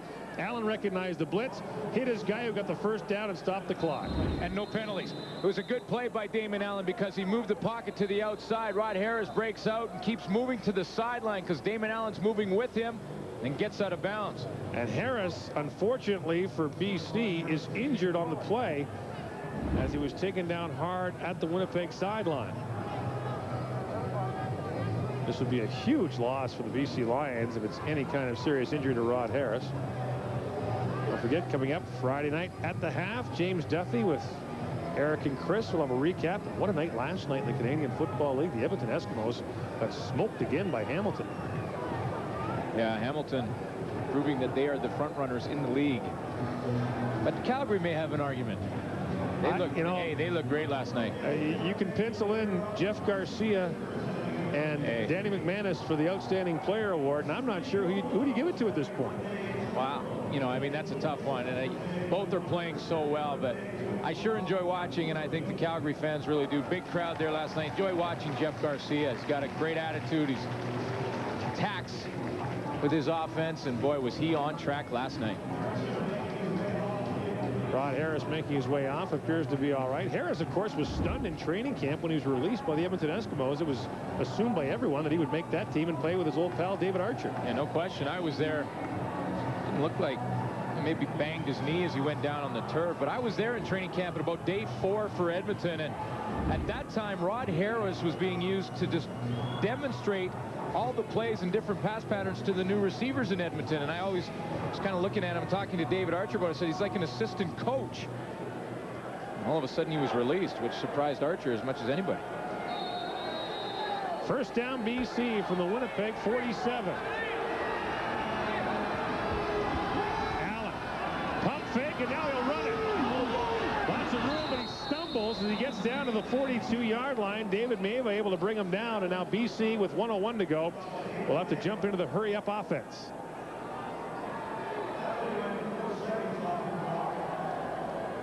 Allen looked to have lots of room to run there. Well, I was going to say a little grin from him there, because if the turf monster doesn't get him, he's still running.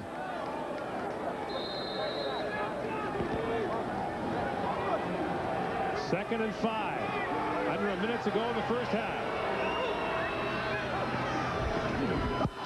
Allen has time, gets away, and should have a first down to about the 36-yard line. The elusive Damon Allen unstoppable again. He is so smooth when he runs the football. I mean, he doesn't look like he's even moving until you get close to him, and then he blows by you.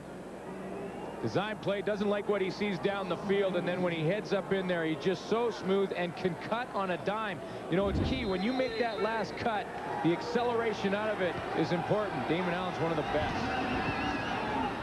Allen, wide field out, and has his intended target as it's complete up there to Dave Donaldson, the Winnipeg native who played college football here in Manitoba, is inside the 10. And with 32 seconds to go, BC has a gain of 26 and a first down. Donaldson had 40 tickets to the game tonight, so there's 40 people cheering for BC at least tonight. Well, they love his versatility. He plays both sides of the ball. You can play a little DB for them. Yeah, on the corner. First and goal, Lions. The clock running. Allen, quick drop, hangs it up for Sandusky. Touchdown! What a catch by Jim Sandusky. Great throw by Damon Allen to start it out, and an even better catch at the other end of it. That's the two veterans hooking up. And all of a sudden, the crowd is quiet here in Winnipeg. Damon Allen throws this where he has to way to the outside shoulder of Jim Sandusky, and Sandusky makes about 4 different moves and then completely stretches out to pull it in over Patrick Burke. Jim Sandusky's second touchdown catch of the year. The man who began the season as an assistant coach and was pressed into service has a huge touchdown for the BC Lions. And now BC will call timeout, down by 5, and you wonder now if Adam Rita won't send the offense back out there to try to pull within 3. It's called the fade route. What you want to do is go up the field and then fade it to the outside, and watch Jim Sandusky run it to perfection. Fade to the outside, keep working away from the defender. Little stutter step there to throw him off, and then what a great catch at the end of it. And indeed, Adam Rita does send the offense back on the field. Down by 5 with 19 seconds to go. BC will go for 2. Yeah. 2 brings them to within 3, obviously. 2 of Damon Allen's favorite calls historically in this situation. Quarterback draw, he loves, and he loves to run the option. Well, I would say the option may be a better choice if those are his choices, because you know Winnipeg will likely be coming at him. He's in the shotgun. He'll throw. Or will it? Still going. Unloads, it's intercepted. Todd Robinson picks it off. With 19 seconds to go in the first half, Don Robinson has 2 interceptions in the game, a big hit. He did everything but sing the national anthem in the first half. Well, Damon Allen was scrambling around trying to buy a little more time for himself. He thought about running, I think, as he stepped up in the middle, but saw Grant Carter and thought, no, I'll change my mind on that one, and really had nowhere to throw the football. But remember, Don Robinson takes that all the way the other way. It's 2 points for Winnipeg. So can you imagine running 110 yards and getting 2 points?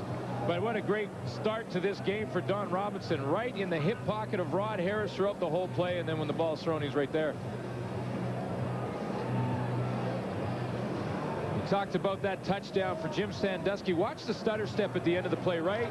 Little there, right there, and that just hesitates Patrick Burke, or causes him to hesitate, I should say, and come up with the catch. Here's the 2 coaches talking over. Danny Barrett, who's the quarterback's coach, who's also their backup quarterback, and Sandusky, both pressed into service. And Danny Barrett tonight wants me to say hi to his kids for him, because he says, playing and coaching, I never see them. Yeah. I talked to Damon Allen last night. I said, you ever think about coaching when your career's over? He says, I watch Danny Barrett. No way. Yeah, the hours are He's in the office at 7 in the morning watching film, doing game plans. Then he's got to practice with us. Yeah, then he's there till midnight. He says, to heck with that. Because my brother's got it right. I'm going into TV. Here's Eric Blunt on the kickoff return. Up to the 43-yard line he gets. 14 seconds to go in the half. BC saved its best drive of this football game for the last minute. 6 plays, 87 yards, and Sandusky catches the touchdown pass. Well, it's huge for BC to close the gap to 5, because the Winnipeg Blue Bombers haven't had much success in the third quarter. In fact, they don't have an offensive touchdown in the third quarter. It's their worst. They've been outscored 46-10. BC knows that coming into this game, so they've closed it to 5. They're going to go in at halftime, talk it over, and hope that Winnipeg has the same problems in the third quarter. Rubley hands it off to Millington. Millington busts out across the 50. And remember that in the game against Hamilton a few weeks ago, Rubley threw an interception for a touchdown with less than 15 seconds to go in the first half. Doubt we'll see him up and throwing here to the sidelines, will we? Yeah, no shot. Absolutely not. No. Clock running. This should be the final play of the first half. And the draw play goes to Millington again, as he'll go down to the 51-yard line. The BC Lions creep closer at the end of the first half. The Winnipeg turns in its best 30 minutes of football on the season. At halftime, Winnipeg leads BC 20-15. You're watching Adidas Friday Night Football, and we're at the half. Here's your host, James Duffy. All right, welcome back. Well, 9 late points gets the Lions back in this one, so their fans a little bit happier now. But I tell you, a few minutes ago, the entire province of BC was steaming, and we're not talking about the heat wave. When is no yards not no yards? Well, let's have a look and try and find out. Rod Harris will try to field the punt, and Eric Tillman, well, you tell me. Well, in my opinion, this is just a bad call. Clearly a no-yards violation. Instead of touchdown Winnipeg, it should be BC's ball with their option. A 5-yard penalty or the ball at the 35 giving up a single. Chris, it's calls like this that give football coaches gray hair. Well, a critical call really was, and it's going to directly influence the outcome of this football game. Still, Winnipeg should be pretty positive going into the locker room. This is the best that we've seen them in a first half. But it reminds me of the Toronto game where they had the turnovers and they had the lead going in there. If I'm Jeff Reinbold, I'm going to remind my players of that situation and say, hey, guys, we must come out with the same sense of urgency, the same aggressive play, dictating to BC what we want to do. Run the ball in between the tackles. Give it to Blunt. Give it to Millington. Be intelligent and conservative in your play calling. No turnovers. You'll have a shot to win the football game, James. And the only comment I can make on that controversial play, you can't depend on the refs, bad call or not. Rod Harris has to field that punt. Now, if you want info on the league, or if you want to chat perhaps online about any particular controversial play, well, try this, www.cfl.ca. Stats, chats, and all sorts of stories about your league. A soft drink is not a magic potion, a status symbol, or a badge that says who I am. It will not make me popular. Want to hang? It will not make me run faster or jump higher. It will not make me more attractive to the opposite sex, though I wish it would. You're beautiful. If I need a badge, I'll become a security guard. Welcome to the force, If I need a son. refreshing drink, I'll obey my thirst. Image is nothing. Thirst is everything. Sprite. Base Camp to Forester, report. Me? I'm doing great. This Subaru Forester is a blast to drive. It's got a lot more horsepower than a CRV. This all-wheel drive goes to anything. Handles easy as a cart. Yes, I know all about the Forester. I meant your mission. Did you rendezvous with your partner?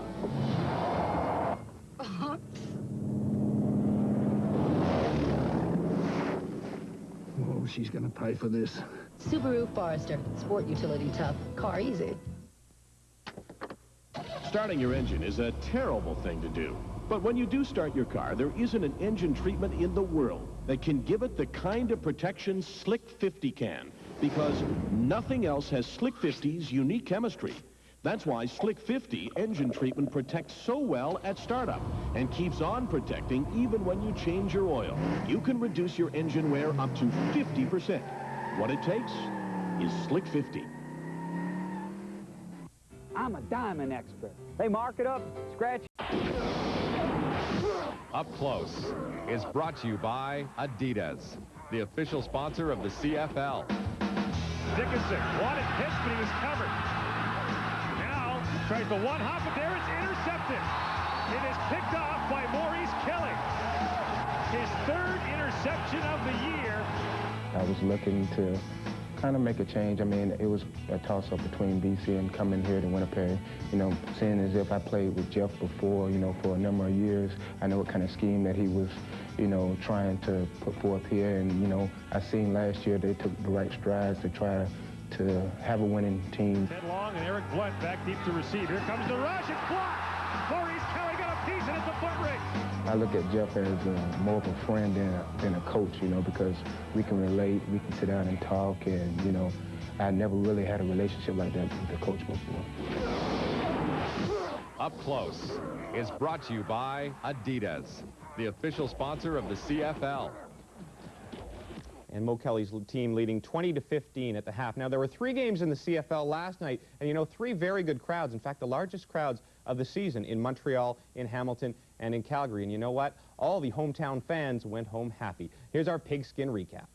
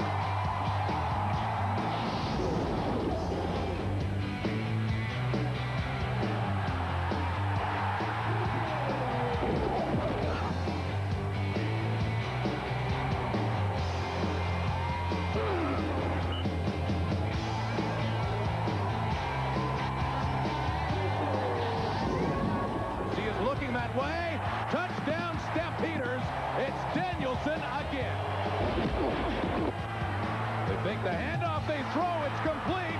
It's a touchdown. Curtis Mayfield, and he's feeling just fine. Big hole up the middle, still going. The 20, Kelvin Anderson, touchdown, Calgary.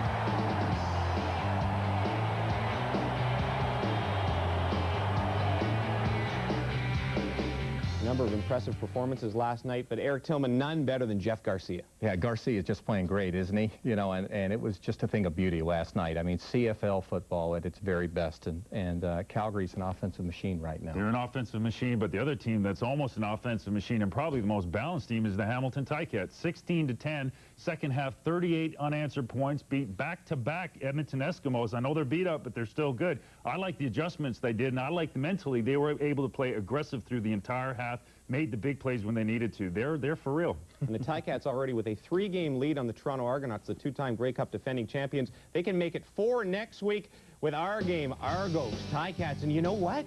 These teams don't like each other. Duh. We'll be back. Your favorite CFL team now has their logo on your favorite credit card. It's the CFL MasterCard credit card. Support your team and take advantage of the benefits that over 346 million MasterCard cardholders worldwide are enjoying. Each stylized card has your team's logo on it. So support your team 12 months a year and pull out your card. Call 1-877-4CFL now for your CFL MasterCard credit card. When you pay with us, you play with us. Night, Shannon. Good game. Hey, thanks, man. Eggs are crazy. What's on the almost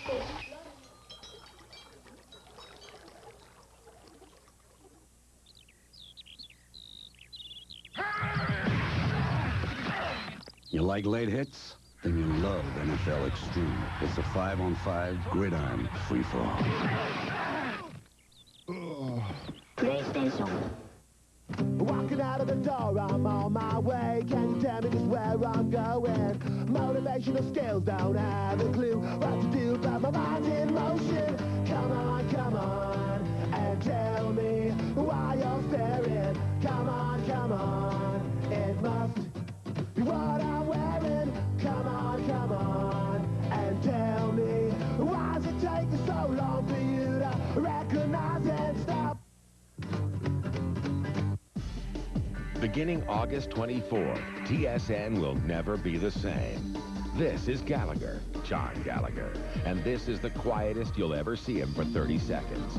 Because on August 24th, John Gallagher, twice voted Sportscaster of the Year, will make his national debut. And he'll be talking, oh yeah, he'll be talking a lot about sports. On Gallagher, starring John Gallagher, only on TSN. All right, welcome back. 2015 Bombers leading the Lions at the half. That is the story on the field. Now for the scoop on what's happening around the league off the field, here's the Globe and Mail's Marty York. large with Marty York. When John Tory was growing up in Toronto in the 1970s, he was an ardent fan of the Argonauts and specifically their head coach, Leo Cahill. So it struck a nerve in the CFL commissioner when it was revealed a few months ago that Leo was having trouble making ends meet as he closes in on his 70th birthday. Tory was so appalled, he immediately organized a committee in hopes of setting up a retirement fund for ex-CFL coaches. This week, legendary coach Frank Clare disclosed that he too could use some cash. Clare is 81 now, and he said he and his wife are barely getting by. He told me he thinks his 20 years of coaching service in the CFL should merit something in the way of a retirement fund. Well, such a fund could indeed become a reality soon. CFL Vice President Ed Chalupka told me he has received a consultant's report suggesting ways of establishing a coach's retirement fund. And he said the matter may be discussed by CFL governors this week. CFL President Jeff Giles thinks the league will introduce a group RSP where contributions will come from the clubs and from the coaches themselves. And speaking of coaches, here's a rumbling that won't go away. It suggests that my friend Bob Abilovich will be returning to the sideline soon, possibly in Saskatchewan or maybe in Winnipeg. Obi is assistant GM of the Riders these days, but for how long?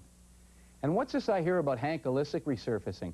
Hank the Shank is 38 and a successful advertising exec these days, but he was spotted last weekend in Orillia, Ontario, where he was booming 75-yard punts with plenty of hang time.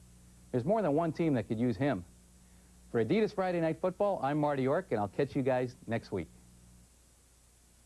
All right, thank you, Marty. And, you know, Marty mentions possible coaching changes, and every time they're mentioned, the same names always keep coming up. Eric Tillman, is there a lack of good young coaches in this league or a lack of general managers willing to take a chance on those young coaches? Well, I happen to think it's the latter. I certainly don't think there's any problem with good young coaches. Just people making decisions sometimes are conservative, and they don't want to give young guys that don't have a proven track record a chance, James. Now, you were a GM with 2 Grey Cup champions. If you were a GM now, and remember you're not, we have you under contract here, who would you hire? Well, you know, I hadn't really given a lot of thought. Maybe you know something that I don't, but I've worked with some good guys through the years. In Toronto, a couple of very good guys, John Jenkins and Jim Barker. I think they both will be head coaches in this league. And 2 guys that I like in Calgary come to mind. Chuck McMahon doesn't get mentioned a lot, but I think is a great guy, and George Cortez, who's doing a fine job with the offense. Right, I have a few other guys in mind down the road, maybe 3 or 4 years. I think Danny Barrett's going to get his shot once he pays his dues and really becomes integral as an offensive coordinator in the Canadian Football League. I think you can consider Matt Dunnigan because he's going to pay the price for success, and he has a tremendous passion for the league in Saskatchewan. Greg Marshall, he's been a head coach at various levels, and really he's paying his price. And also I like Ron Lancaster Jr. because of his environment. Ron Lancaster Sr. and Don Sutherland as the defensive coordinator, even I could learn from them, James. I mean, that's a nice environment to be in. Wow. Even you? Yeah, even me. Now, one young coach who did get a chance was Jeff Reinbold in Winnipeg, and hasn't really paid off so far, but he's doing pretty well tonight, ahead by 5 points at the half. Jeff Reinbold spoke with our Greg Musselman. Head coach Jeff Reinbold from the Winnipeg Blue Bombers. Jeff, your team did some good things. Kalen with the recovery in the end zone. Robinson set up the offensive touchdown. But a little disappointing, I'm sure, Sandusky getting that touchdown late in the half. Nah, Jimmy's a good football player. You know, the thing that disappoints me is that we got flagged for a face mask there. And I sometimes I wonder, but you know, it's the way it is. They made the call, and now we got to come back and answer. You know, we've got the win in the second half, which is what we wanted, and I feel good about removing the football a little bit for the first time in a few weeks. So it's going to be a great game in the second half. We got to play. They got some guys hurt. We've got some guys hurt. I think Demetrius Stanley may be out for the second half, so that's going to impact us because we only have 5 receivers. Well, thanks, Coach. We look forward to the second half. Thank you.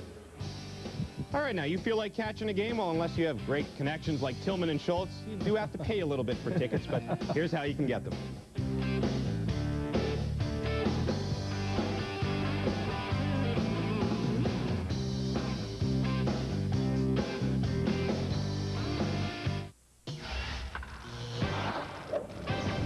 Hi, everybody, and welcome back to TSN Tonight. I'm Darren Detition. Let's bring you up to date. A little baseball action. The Montreal Expos currently playing the Cincinnati Reds. Dennis Reyes looking for his 3rd win. Since being traded from the Dodgers, he gets touched up early on. Vladdy Guerrero rocks him to the upper deck. Guerrero's been on fire. His 28th home run of the year. A solo shot, one up in Spos. In the 5th, Eddie Tomlinson cranks one deep into the right field seats. A 2-run blast, 2-1 Cincinnati. 9th inning, game tied at 2. Roberto Pettigene takes Mike Maddox to center field. Sanders scores the winning run. The Reds pull it out by a count of 3-2. Meanwhile, the Toronto Blue Jays and Anaheim continue to play. Angels lead that baseball game by a score of 7-5. Mark McGuire's in action this evening. Big Mac with a walk, and a hit by a pitch. Sammy Sosa also playing tonight, 2 for 3. No homers for him and no homers for Junior. We'll get you back to Winnipeg after this.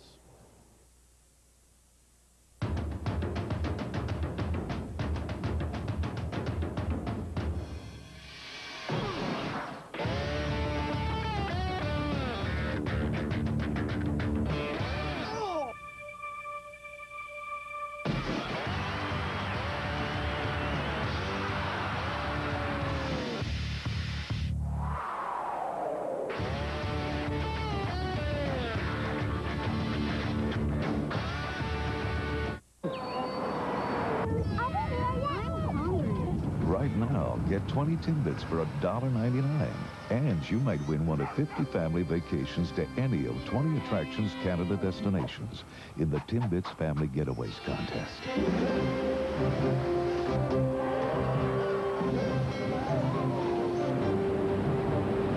The amazing $1.99 Timbits Snack Pack. Get a snack pack and get away.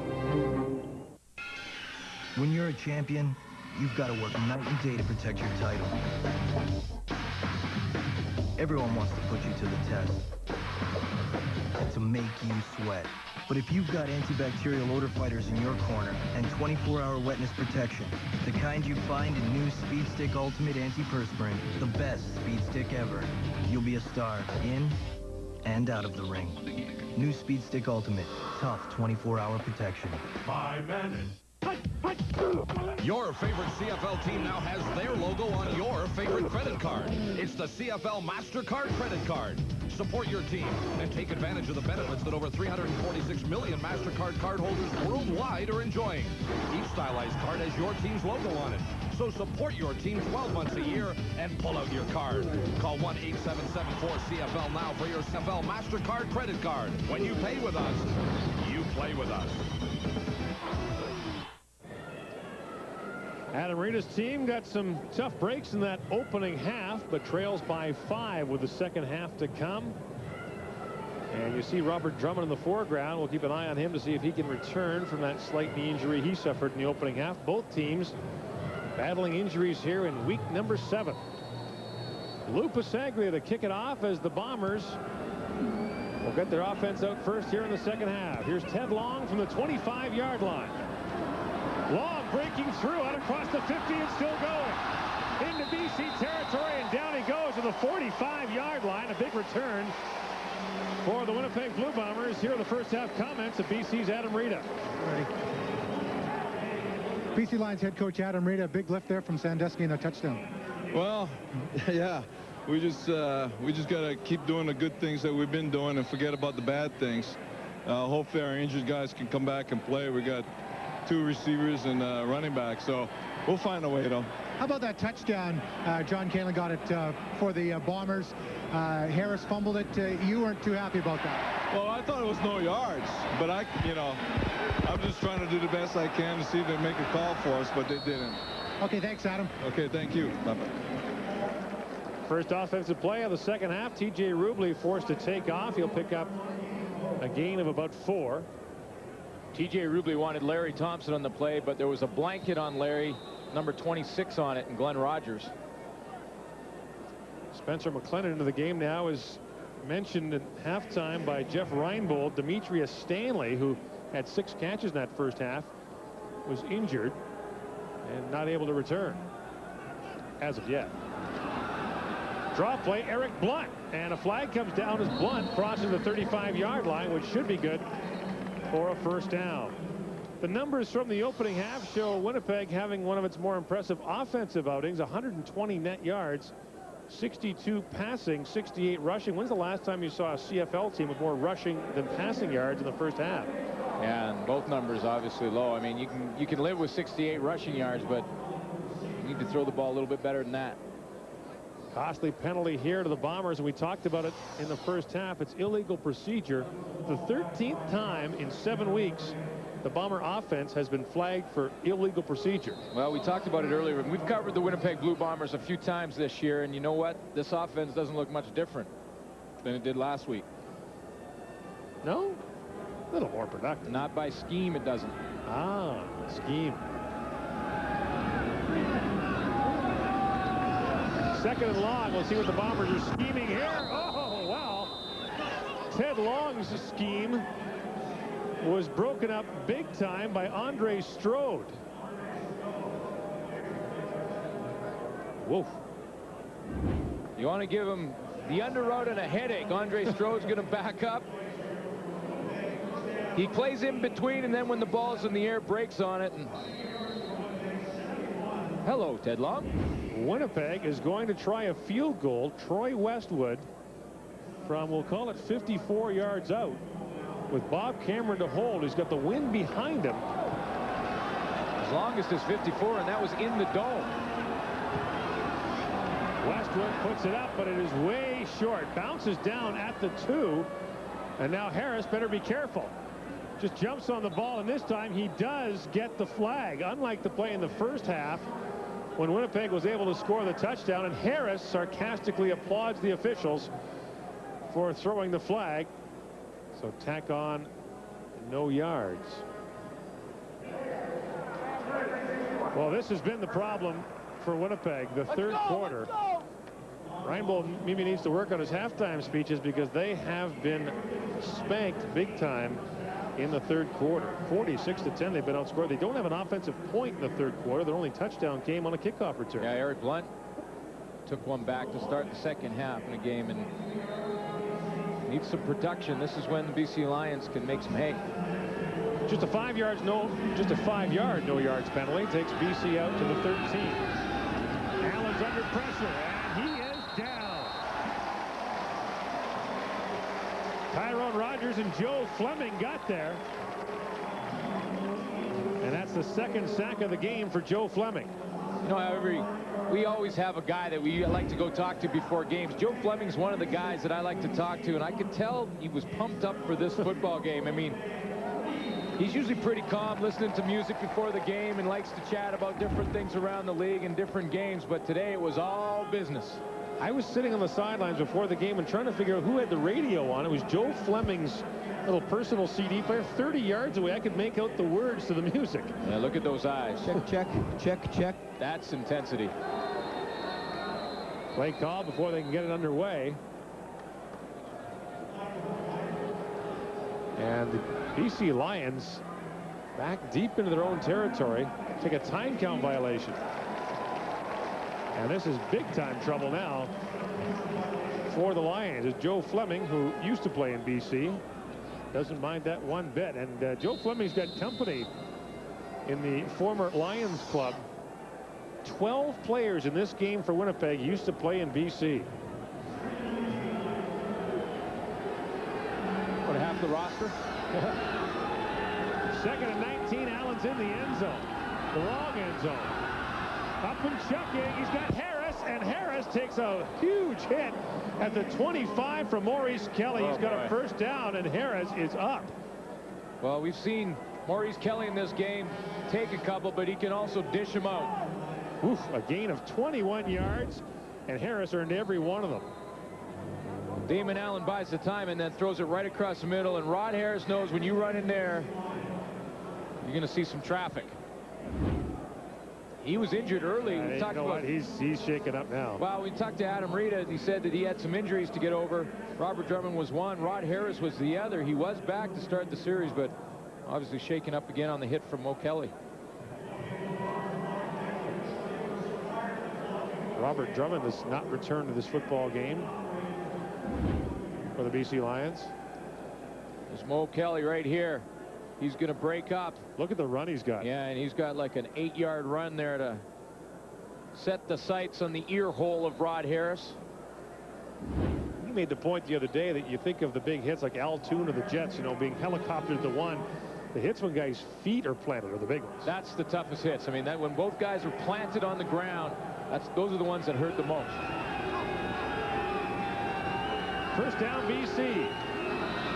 Allen swings it out for Juan Johnson. Johnson off and running. That's another first down as he gets out close to the 40-yard line. And Joe Fleming hustled back to help bring him down. Juan Johnson was added to the practice roster and was injured in training camp. Had to be on the practice roster for a few weeks. Joined the team 3 weeks ago. It also happened to be the same time that Robert Drummond started having some success running the football 3 weeks ago.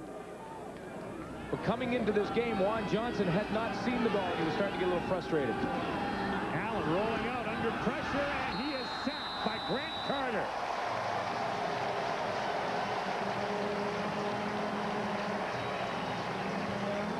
Second sack of the game for Grant Carter.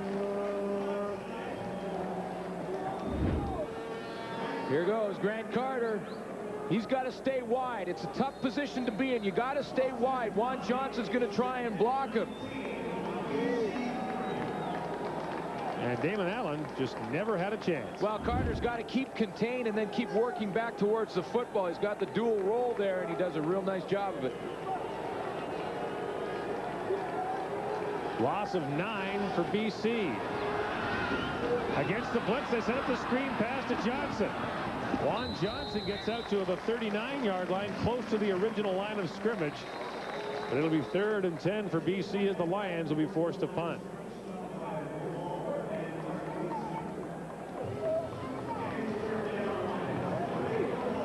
Well, Adam Reed, of course, watching those games last night very closely and finds himself right in the thick of things again. Makes this game so much more important. Well, you think there won't be some hard questions asked in Edmonton this week after their defense surrenders nearly 100 points. Edmonton in back-to-back games. Blunt from his 30-yard line.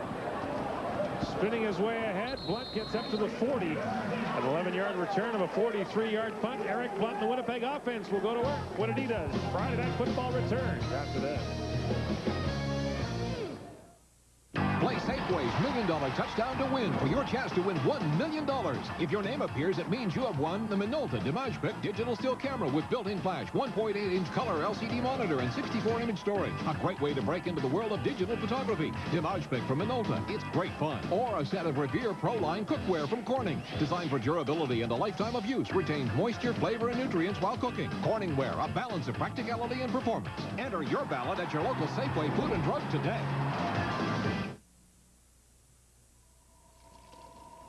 Centuries ago, the humble potato was praised for its nutrition and worshipped for its delicious taste.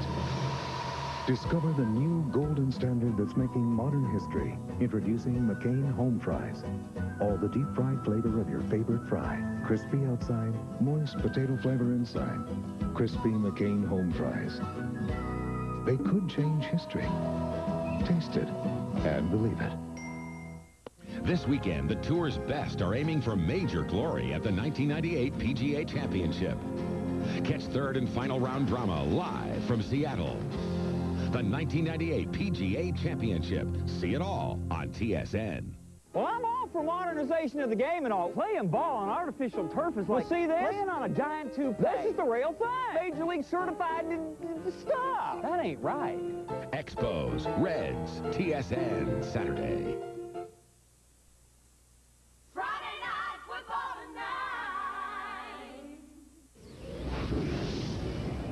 Hey, next Thursday, the CFL Live has a good one for you. Hamilton and Toronto renew their ancient rivalry at 7 Eastern, 4 Pacific.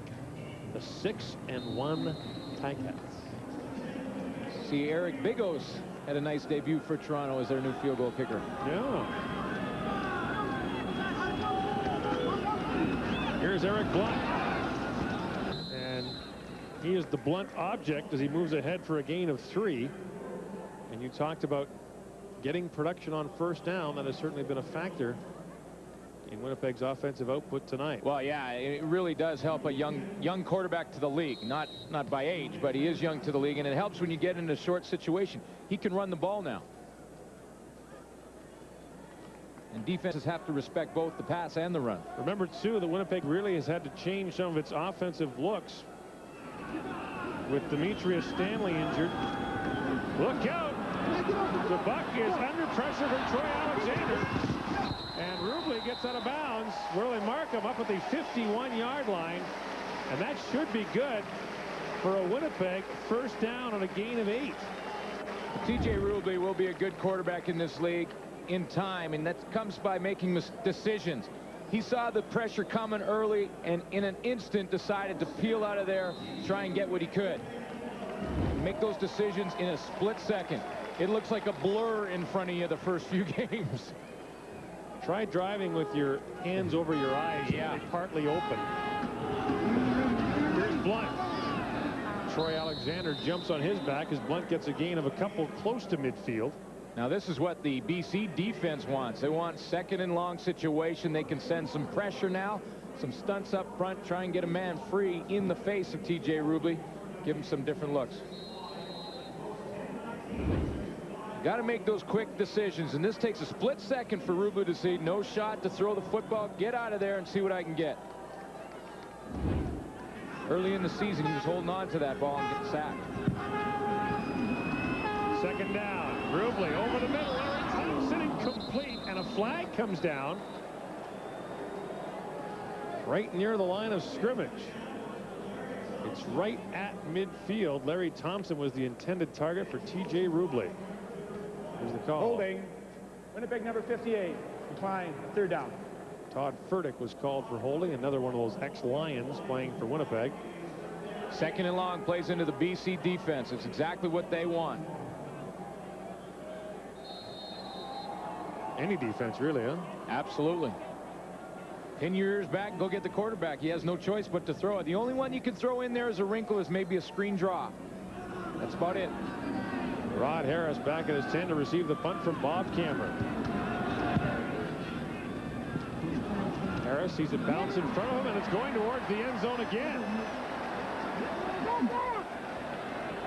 And he'll just give up the single point. That was, of course, the kind of play that led to a Winnipeg touchdown earlier. Tack on another one for the Bombers. They lead by 6.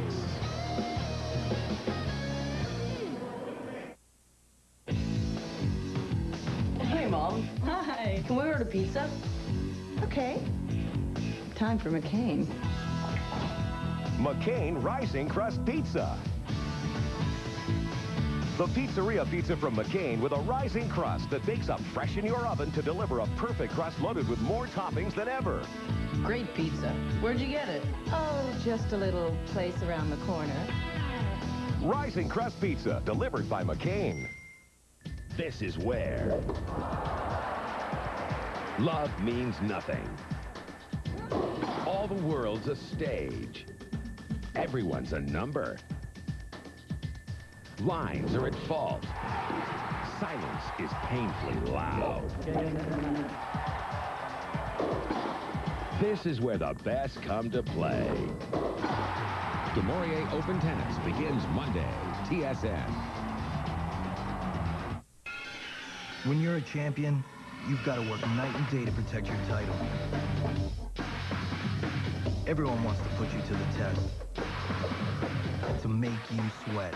But if you've got antibacterial odor fighters in your corner and 24-hour wetness protection, the kind you find in new Speed Stick Ultimate Antiperspirant, the best speed stick ever, you'll be a star in and out of the ring. New Speed Stick Ultimate, tough 24-hour protection. 5 minutes.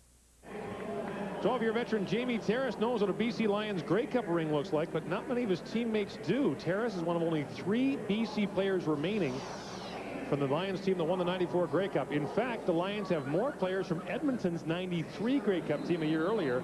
Damon Allen, Eddie Brown, Bruce Dixon, and Glenn Rogers are now BC Lions. Part of the Adam Rita movement, as Rita brought in some of his favorite players from that Edmonton team that won the Cup with him as the offensive coordinator in '93. Here's the draw play to Juan Johnson. And you talk about scary-looking numbers. Juan Johnson is 22 years old, which means he was born in 1976. That is the year his teammate Lou Pasaglia began playing in the Canadian Football League. If that doesn't scare you, wow, nothing will. Lou Pasaglia played in the Autostad in Montreal, Clark Stadium in Edmonton, CNE in Toronto, Empire Stadium in Vancouver. He probably played in the Coliseum in Rome. Second down, Allen fires it out to Johnson again, who gets up to the 46-yard line for a first down for the BC Lions. Now Johnson is up and hobbling somewhat. We have still not seen Robert Drummond return to this football game. Juan Johnson, University of Utah. Good size, good speed. Really liked him in training camp. It was really between him and Jamal Willis for the starting job. Then Juan Johnson got hurt. Jamal Willis got one game and was cut. And Drummond became healthy, and Johnson didn't get the ball. First down, Allen had that pass tipped, but still got it up to Eddie Brown right at midfield. It is a gain of 8 for downtown Eddie Brown. Quick hands for Eddie Brown. Stick him out there, and he'd stab that pigskin. Eddie Brown has thrown one touchdown pass in his career. It was to Jim Sandusky, now his teammate. They were both Edmonton Eskimos at the time. Eddie prides himself on being not a bad quarterback. The singers want to dance, and the dancers want to sing. Big guys want to be little guys. Little guys want to be bigger. Second and 2. Allen gives it off to Johnson. Flags are down. And Johnson gets down to the 50-yard line on a short yardage play, picks up 4, and could have gotten a lot more than that. Rod Harris came in and just put his body on the line to try and get a crackback block. He's going to have a few ice packs on him at the end of this game. But there is a flag. Offside, Winnipeg 52, first down.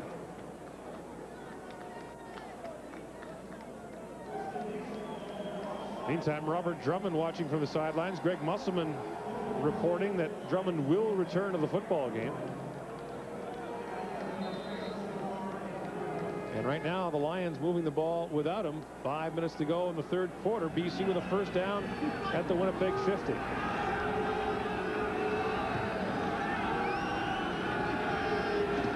Here comes the blitz. Allen gets it away to Harris, and Harris should have another first down as he fights his way down close to the 40-yard line.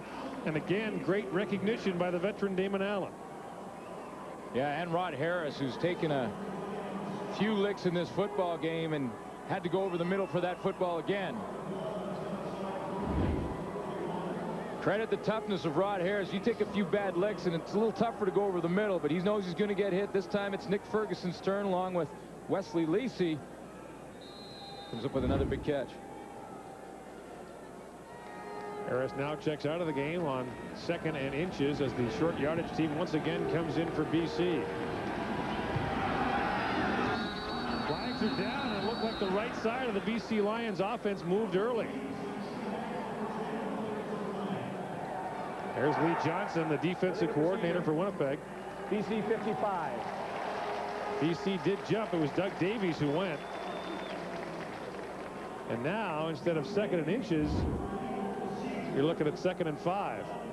Get that hands. Once you put your hand down in a three-point stance, called three-point because it's 2 feet and one hand down. As soon as you lift that hand up, it's before the snap of the ball, you get called. So now Lee Johnson, the defensive coordinator, will change his defense a little bit. 2nd and 5 for BC from the Winnipeg 45.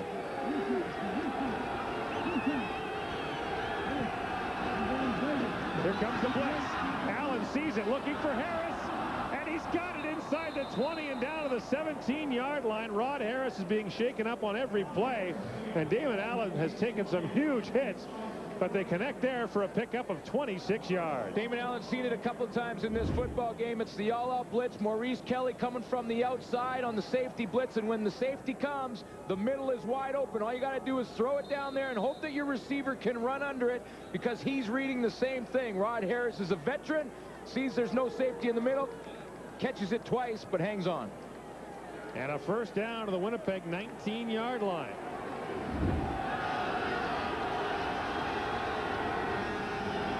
Quarterback draw. And he'll get about 4 as he gets close to the 15-yard line.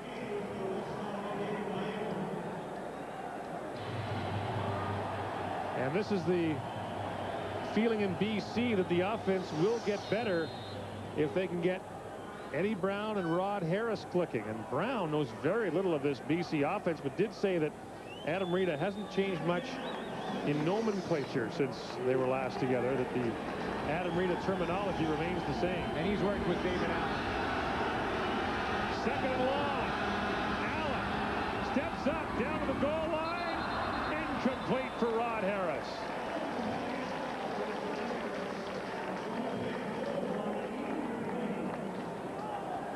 Well, it would have been a real tough one for Rod Harris to come up with.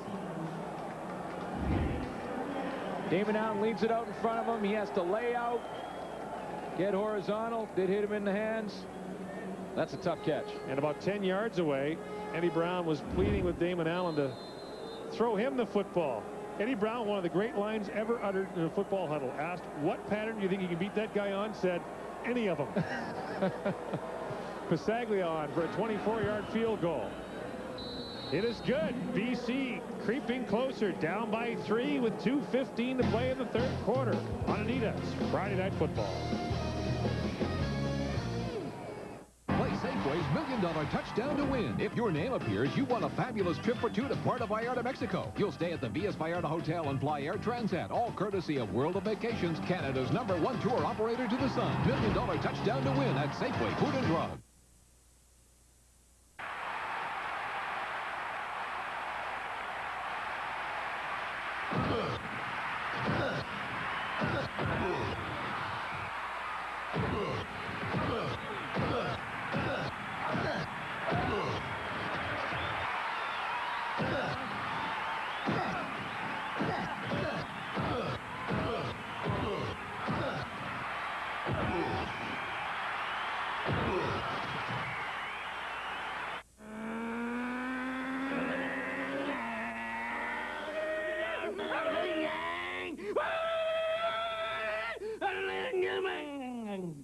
Sorry. F1 World Grand Prix on Nintendo 64. You'll get carried away. There's something about Puffy.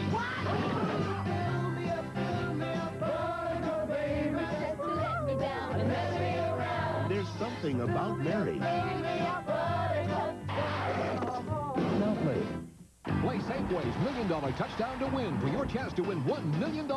Participating products include Sunkist, not from concentrate juice, Vicks Pickles, Green Giant vegetables.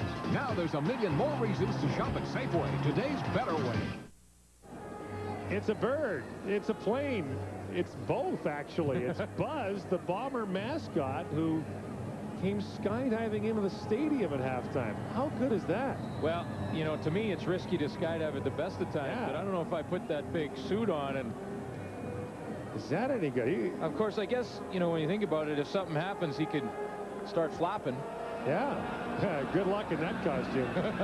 Just because you're dressed like a bird doesn't mean you can fly like one. Here comes Eric Blunt. Up close to the 50-yard line, a 17-yard return for Blunt.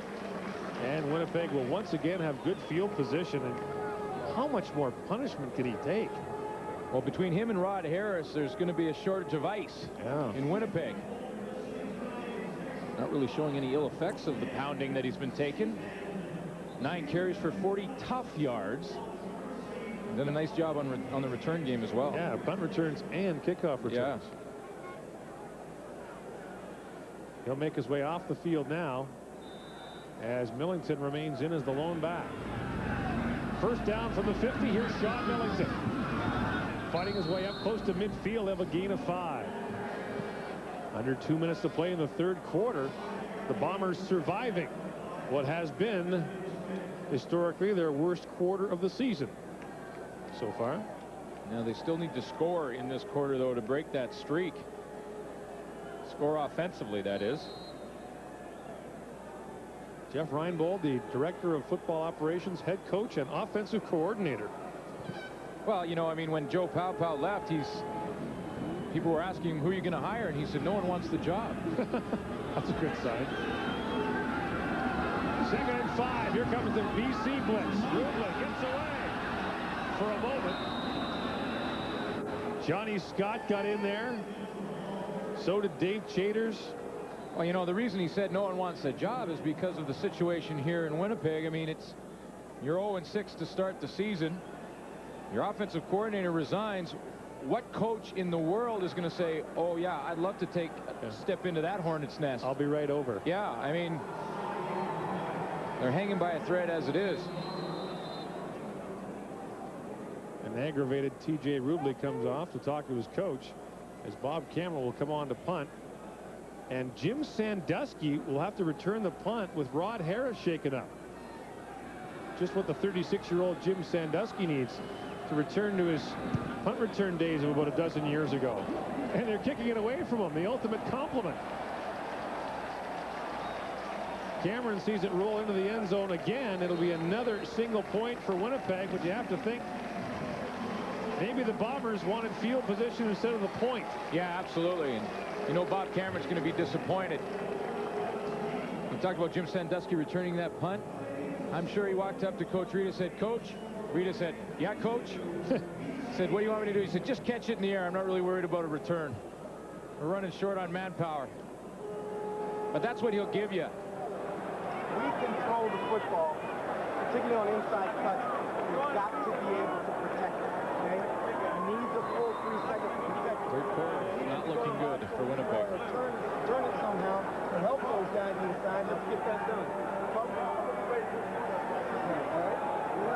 So peek into the Winnipeg offensive strategy there.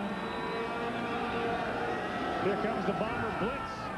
Juan Johnson on the draw play got 5 and might have had 50 if he hadn't been tripped up by Grant Carter, because there was nothing but wide open field in front of him. Well, credit Grant Carter with this tackle because he hangs on for dear life. It was a real good move right at the point of attack by Juan Johnson.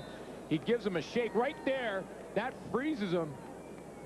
He goes to the other side. It's actually Wesley Lisi on the tackle. Wesley Lisi made the stop. Otherwise, Juan Johnson might still be running. Should be the final play of the third quarter. Bombers blitzing again. Half season hits Sandusky. And Sandusky has a first down and then some as he dives to midfield. And so as the third quarter comes to an end, the BC Lions are on the move, down by 4. Adidas Friday Night Football back with the fourth quarter in a moment. You're watching Adidas Friday Night Football, and we're at the quarter. All right, welcome back. Unique situation for the Bombers. Not only are they ahead, but just the fact that they're in a game for once. When you're 0-6, usually after 3 quarters this season, they've been out of it already, Eric. Well, James, you know, in a close game like this, one big play can make a difference. And it's well documented that Jeff Reinbold loves to blitz. And that's a high-risk proposition with no safety help in the middle. You know, Winnipeg, after 6 consecutive losses, is finally in position to win a football game. But one big play, Chris, could break their heart. One big play, and you can't help but sense how the momentum is kind of shifting now towards the BC Lions. One thing I noticed is they're a little bit more conservative in their offensive punch. They're using a little slant pass. They got a 3-step drop. You see two backs in the backfield as opposed to the spread. It'll be a very interesting fourth quarter because the experience of the receivers, hopefully Rod Harris can read the coverage. Hopefully Eddie Brown can read the coverage. So when they bring those linebackers, that vacated area, they'll take advantage of it. But the momentum shift here is definitely turned towards the BC Lions. Yeah, Damon Allen more effective, especially on that last drive where he was able to scramble for a few yards as well as hitting those receivers. So 15 minutes to go in this one, 22-18, the Bombers lead for fourth quarter action. Here's Gordon Glenn. All right, thank you, guys. And for the first time this year, the Winnipeg Blue Bombers have the lead after 3 quarters. Well, that's a good sign for the fans here in Winnipeg. Usually they're heading for the parking lot right now trying to beat the traffic. But the guys were talking about in the studio about the big play, and they're absolutely right. It hurt you in a hurry. Give the fans of Winnipeg credit. This is an 0-6 football team coming off a 4-14 year last year, and there's another big crowd in Winnipeg tonight. And what have they seen through 3 quarters numerically? Well, here's what they've seen. 309 yards passing for Damon Allen's first 300-yard game of the year. Well, Winnipeg's passing attack is still to get on track, Glenn. Yeah, sorry, Gord. The good news is that Winnipeg hasn't turned the ball over, and we talked about turnovers being a big problem for the Bombers, and that's part of the reason they have the lead in this game. By this time, they'd have dropped it a couple and maybe thrown a few interceptions, so they've protected the football, and that has given them a chance to win, but they're going to have to push those passing stats up to win it. Sandusky's last catch got the Lions to midfield. Quick throw to Eddie Brown. Brown retreats a bit and now dives for the first down marker to the 45-yard line. The Allen to Brown connection strikes again. Got to read the hot. Talked about blitzes from the Winnipeg defense. Both have to recognize that the quarterback and receiver read hot, turn and look, and just settle down. Halfback Morris Lawler was playing deep coverage on the zone, and Eddie Brown finds the hole. I've always felt that Eddie Brown is somewhat misunderstood. The thing is, Eddie Brown, if you ask him a question, he'll tell you exactly what he thinks. And there's nothing wrong with that. Like if he doesn't like his coach and you ask him, he'll say, I don't like my coach. Well, you just have to be big enough to be able to take what he says. And one thing Adam Rita has said with Eddie Brown, you know, Eddie, it's good that you speak your mind, but you don't have to do it all the time. He's a great big play receiver. And remember the catch he made in the Grey Cup for Edmonton in '96 off the top of his shoe. Unbelievable. If you had to pick one receiver in the snow for a big play, that might be your guy right there.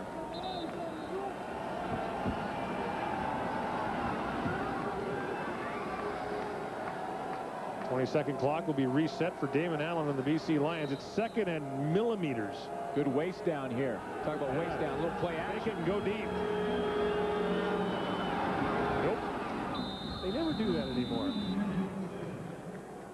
Because everyone knew it was coming. All the Winnipeg defensive backs were playing about 10 yards off. Well, you remind yourself, you know, it's a waist down. Make sure you play pass first if you're in the secondary. And they can go over top, come back on 3rd down and go and get it. But it's nice to see it every now and then. The reason being is that it's a defensive line. You got to be conscious of it. They pull it out of there and go deep once or twice, and the next time they go for a gamble, they might have a bigger crease to run through. First down BC as the drive continues. Here comes another blitz. Allen sees it, gets away, and now slings it out there to the sidelines for David Donaldson. Incomplete as he was out of bounds.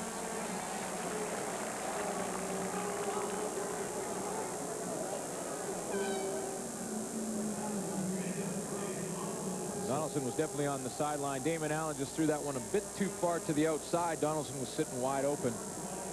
One thing astonishing about Damon Allen, for a guy who runs as much as he does, has been his durability. The most games he's ever missed in his career, 5. You know what he's like? In hockey, he's like Wayne Gretzky. Everyone wants to crush him, but you can't really get a full piece of him. Yeah, you'll never get the kill shot on Damon Allen. No way. At the very last second, he turns. Yeah. You never get it. 2nd down. Swinging over the top for Rod Harris, incomplete. Nick Ferguson was there on the coverage, and Harris knows he could have had it. Well, this is the big play we were talking about. Rod Harris recognizes it. The eyes get wide open, and he's going right down the hole. Nick Ferguson had to play outside position. Hit him in the mask. He was beat on the play, just didn't come up with the catch. No one down the middle. Ferguson was scrambling. Harris would like that one back. You know, he could have a great game. He'd have 2 more touchdowns before it's over. You know which one he'll remember? That one. Yep.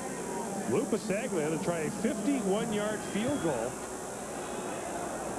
Call the sweepers on it. No, it falls short. Ted Long brings it up from the goal line and goes up the sidelines, tiptoeing as he gets up to about the 25-yard line. BC with a good drive, but nothing to show for it in Winnipeg. Play Safeway's $1 million touchdown to win for your chance to win $1 million. If your name appears, it means you have won Fill-A-Shave with Reflex Action. It adapts comfortably to the contours of your face. Closer contact for a closer shave. Fill-A-Shave from Philips, our closest shave ever. Or the Business Navigator Personal Organizer from Casio with PC synchronization software and large 1 megabyte anti-loss memory. The BN10 packs so much power, it's like having a PC in your pocket. Enter your ballot at your local Safeway Food and Drug today.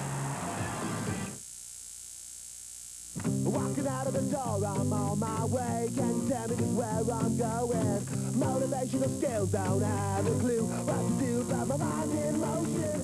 Come on, and tell me why you're staring. Come on, it must be what I'm wearing. Come on, and tell me why does it take me so long for you to recognize and stop?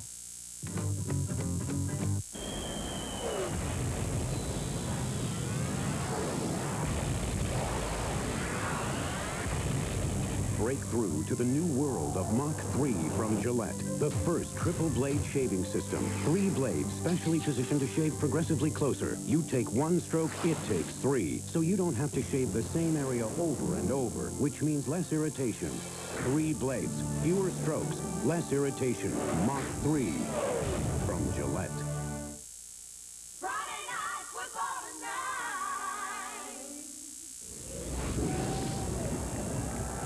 Well, Damon Allen has his first 300-yard passing game of the season. Lou Pasaglia has booted 4 field goals. The Bombers have just 141 yards of offense, but thanks to a big play from their defense, an interception, and their special teams, Winnipeg has a 4-point lead and the football. TJ Rubley stands in, throws it deep for Larry Thompson, incomplete. Covered on the play by Andre Strode. Bombers calling for pass interference. Will not get it. And Thompson has a few words from Strode on the way by. A reminder of the American Bowl tomorrow at BC Place, Seattle and San Francisco. Expecting a big crowd at BC Place for that one. You'll be there to cover it for Sports Desk. See Warren Moon and the Seahawks. Got to say, as a former Edmontonian who, as a young lad, used to go watch the Eskimos, that Warren Moon may be, to me, the best player who ever played in the CFL. I think Doug Flutie's the best CFL player ever. I think Warren Moon, in his 6 years in the Canadian Football League, was the best player that ever played it. Oh, he was a good one. Those 5 Grey Cups. TJ Rubley. Oh, look out. How did he get away from that? And now, able to throw it away.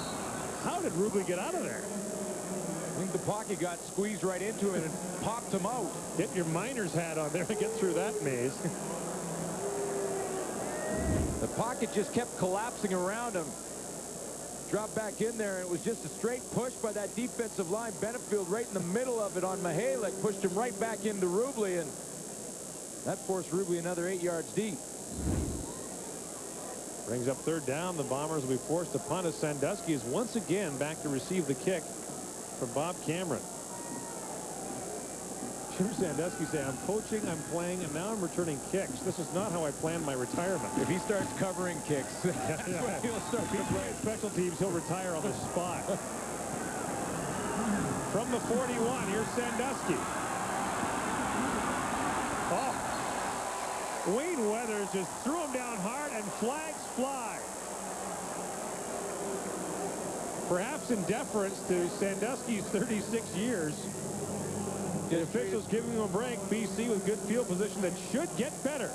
When we come back to Winnipeg right after this.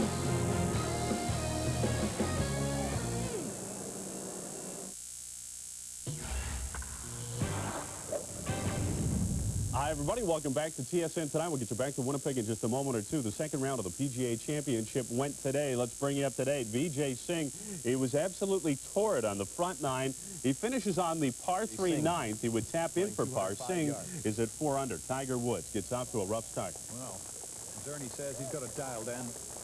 He misses the par putt on 4. Tiger's at 2 under. Steve Stricker trying to make a late charge as well. He rolls it in. He is currently at 3 under par, but your leader, once again, is Vijay Singh. Meanwhile, in baseball this evening, Cincinnati wins at the bottom of the 9th, 3-2 over the Montreal Expos in Anaheim and Toronto. It's now a final.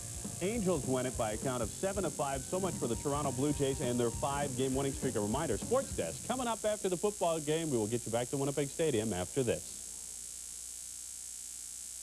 Alliance Releasing and Airbud Golden Receiver want to send your family to the 98 Grey Cup in Winnipeg. Send a postcard telling us which game and quarter you saw this on TSN CFL football, and watch for more chances to win. Airbud Golden Receiver, now playing in theaters everywhere. Your Saturday soccer fix has moved to Sunday. Sunday mornings, Graham Leggett brings you all the news and highlights from the world's pitch. TSN World of Soccer, Sunday mornings, beginning August 23rd. Veteran Greg Battle, none too happy as he's flagged for 15 yards, and here's why. There's Greg Battle right there. Jim Sandusky lands on the ground on his back. He's there now. Battle takes 3-4 more steps and nails Glenn Rogers right in the middle of the back. Uncharacteristic for Greg Battle. Sometimes those guys get the blinders on. He's got to realize that that play was down and out. He's also a playing assistant coach. First down, BC in the Winnipeg 49. Allen sets up the screen for Juan Johnson, who's got a convoy in front of him. Up up and over he goes to the 43-yard line for a pickup of 6. He's been filling in for the injured Robert Drummond and doing a good job. Well, you know he's pumped up. I mean, he's been frustrated that in 3 games he never saw the football, so now he's got his chance to show the team that he can carry the mail a little bit himself. Battle comes back into the game now for Winnipeg. Allen in the shotgun. His team down by 4. Sees an opening, and here he goes. Allen has the first down as he stumbles down to the 37-yard line, had his legs cut out from under him by Brandon Hamilton, but Damon Allen moves the sticks again. Well, Jamie Terrace does a nice job of opening up the right side of the line, and Damon Allen, you talked about him never really being hit straight on. At the end of this play, Brandon Hamilton has him lined up, and watch how he just turns enough so that Hamilton just has to trip him. Nice hole right there. Look at Jamie Terrace and Scott Hendrickson. That's a huge lane. You could drive a truck through that one. You could run through that. Well, no, we won't go that far. No, don't go there. Don't go there, big boy.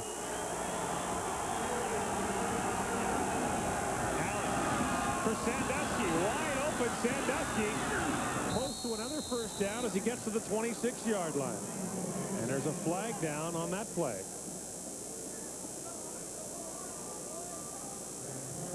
Everyone looking on intently now. It's Veterans Day here at Winnipeg Stadium. Jim Sandusky, Damon Allen, Greg Battle, Bob Cameron, Lou Pasaglia. This game could be in 1976. Still contributing. As long as you can do that, you can play. A few gray hairs on that man. Turned 44. And all the tough coaching decisions that Reinbold makes, he's standing right beside him. Yeah. First down, there was no penalty. Allen dumps it off for Juan Johnson. Long way to go. And Johnson gets maybe halfway there as he fights his way down to the 22-yard line. Another late flag. And a very late flag came down at the end of that play. Lee Johnson, the defensive coordinator, looking on nervously. First year as a CFL assistant coach, and Jeff Reinbold handed him the defense this week. Worked with the D-line previous to that, and it's Reggie Carthon beside him. He's injured and out this week. Here's the call from Bud Steen. Major foul, unnecessary roughness, 63 BC. Major foul, unnecessary roughness, 24 Winnipeg. Second down. So the penalties wipe each other out. Scott Hendrickson, who no doubt had something to say to ex-teammate Maurice Kelly. Well, what I'm wondering is Scott Hendrickson is the center. Maurice Kelly's the safety. Scott Hendrickson had to go a long way to start talking to Maurice Kelly on the play. They were talking before the game, actually, and Kelly was saying to him, stop hunting DBs downfield. Oh, yeah, that's his thing. He loves to do that. Big second down play now for BC. Allen in the shotgun. Down to the end zone. Trevor Shaw incomplete. They say he's out of bounds. Well, I think he caught that football. And he is shaken up in the end zone. Well, he had the shoulder injury, and he came down hard on that shoulder when he went to catch the ball. To the left of your screen, going to run the corner on Don Robinson. Lays out for the football, comes down hard on that shoulder. Good call. Oh, it is a good call. That did bounce on the turf. Great call. From our angle, originally, I thought he had come up with that catch, but that does come through and bounce off the turf. Good call. Official right on the spot. And he rolls right underneath that shoulder. It's his left shoulder. Now watch how. Okay, now he rolls back onto his right, and then it's just pushed right along it. That's, of course, the reason he was out.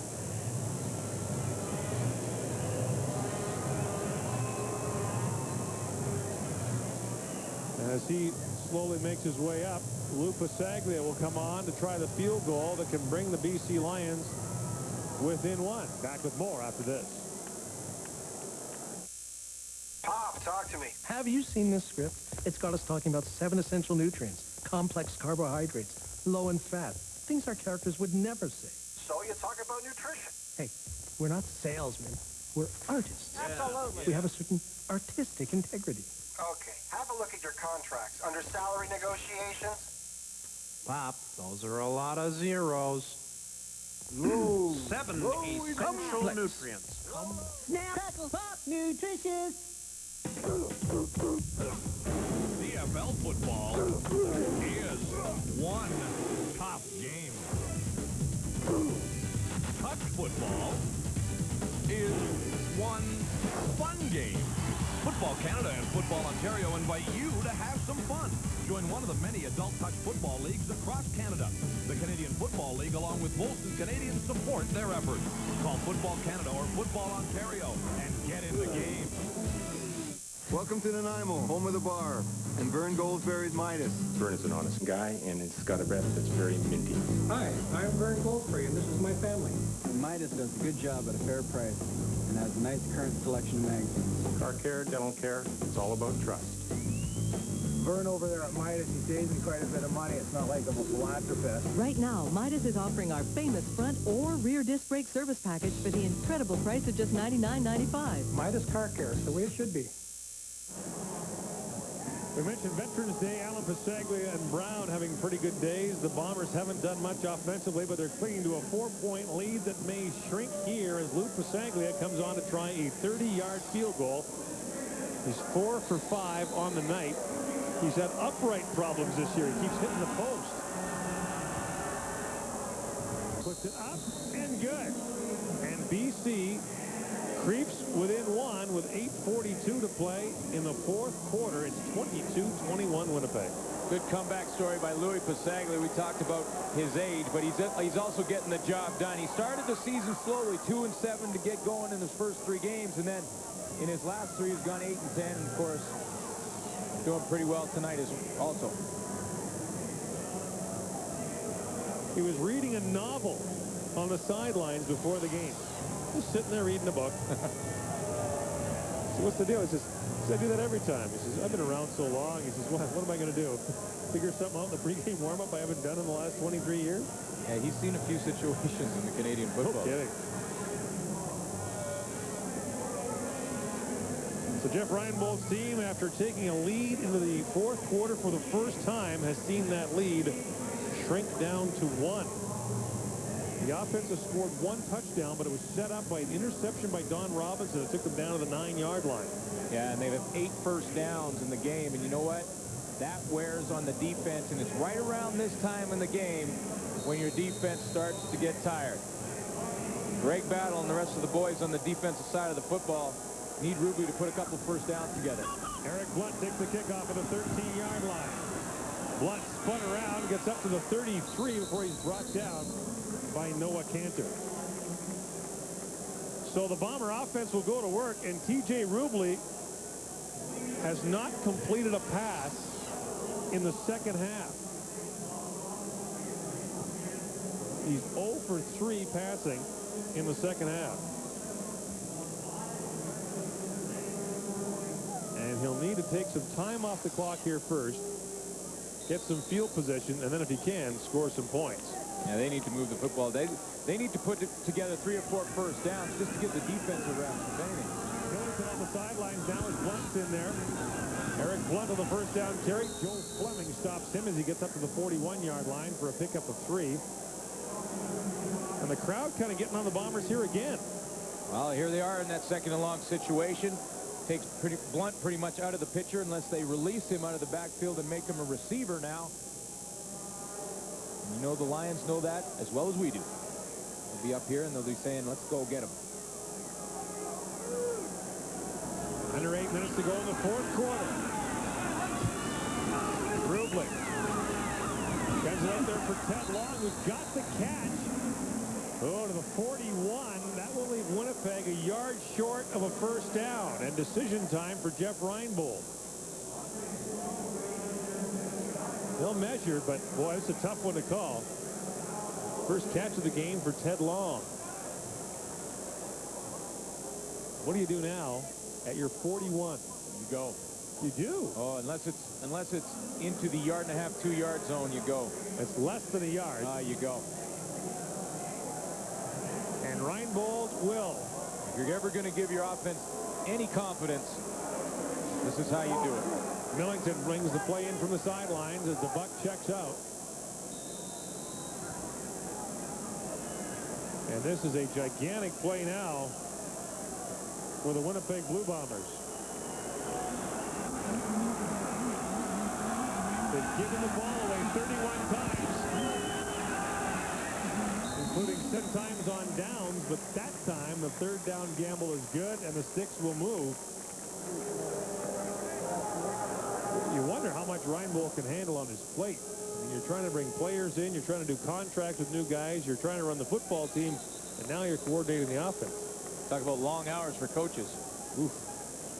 He's advocating a 30-hour day. Well, we talked about the things that the Winnipeg Blue Bombers had to do to have success. Success on first down, I think they've done that pretty well. 5.5 yards on first down, that's pretty good. Eliminate turnovers, they've done that. And overcome adversity. The Lions close the gap to 1 point. Winnipeg has a drive going. Again, confusion for the Bombers as they're having trouble getting the right number of people on the field, and there's only 5 seconds left of the play clock. Rubley has to call timeout. This is big. Close game to burn your timeout.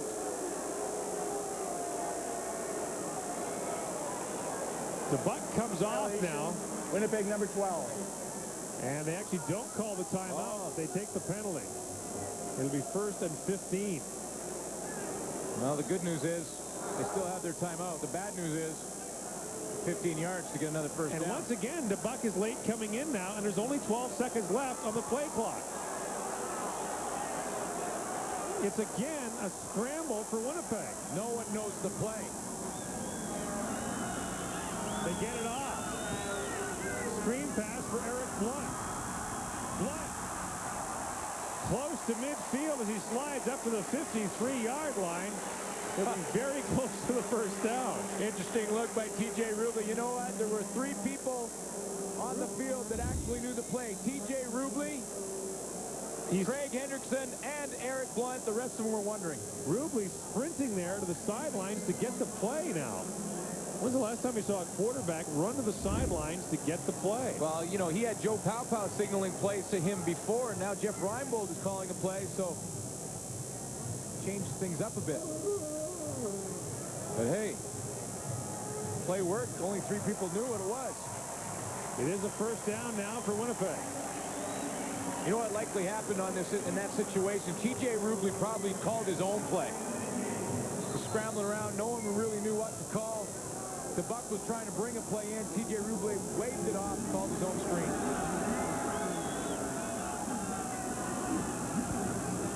Blunt, nothing. Johnny Scott just hammered him there. Loss of a couple now. It'll be 2nd and 12. And again, Rubley sprinting to the sidelines for the play. Big play by Johnny Scott in the middle. Now, this is where T.J. Rubley going to become an experienced quarterback. This is where he has to overcome and make a play. Game's on the line. Got 12 yards for first down. That's what you get paid for right here. From the shotgun, Rubley steps up, throwing an arrow. It is picked off. Intercepted by Steve Muhammad. And Muhammad, the rookie, takes it across midfield, and look out! Muhammad tripped up by his own man inside the 40, still hasn't been touched, and has now dropped to the 31-yard line. A costly interception for T.J. Rubley, and the fans here in Winnipeg are letting him know it. T.J. Rubley on the play saw the deep defender only in the middle. He didn't see Muhammad slipping back from his short zone. He saw Dale Joseph go over top of Larry Thompson. Didn't even look to the outside where Steve Muhammad was kind of lying there just trying to bait him to throw that football, and comes up with a huge interception. I think Craig Hendrickson did touch him when he went down there. But hey, heads up to get up. Make the ref make the call. 5:10 to go in the 4th quarter. BC has the football down by 1. Allen wanted the quarterback draw. Will now throw it to Juan Johnson. Johnson gets down to the 30 for a gain of 2. Nick Ferguson got in to help make the stop along with Maurice Kelly. Third interception of the season for Steve Muhammad. None bigger than this one with the game on the line. 1-point game. You see, he had the short zone. He's about 10, 15 yards deeper than he's supposed to be in the design of the defense. But that's just playing heads up. He read the eyes of T.J. Rubley, snuck back there and stole one. Second and long now for the Lions. Here comes the blitz. Allen with flags down. Hops away, and here he goes. Allen dives down to the 20. Should have a first down pending the flag. Bombers think it's against BC. But it only matters what Bud Steen thinks, and right now he's sitting on his wallet. He got knocked down at the end of that play. I'll tell you, that front four for Winnipeg pinned their ears back, and they were coming on that last play. Holding, BC 63, down the field. Yeah. Scott Hendrickson called for holding. Take a look at this play one more time. Right here in the middle is where Joe Fleming is coming. You know what? He wasn't held so much as he was tripped. Well, he was sort of half held, half tackled, and a little trip for just good measure.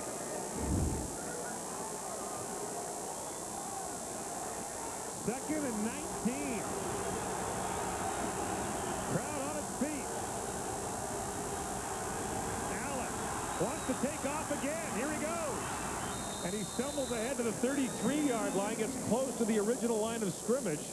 And that will bring on the BC field goal unit to try and take the lead. Adam Reed, a design call from Adam Reed on that play. Get Damon Allen on the quarterback draw.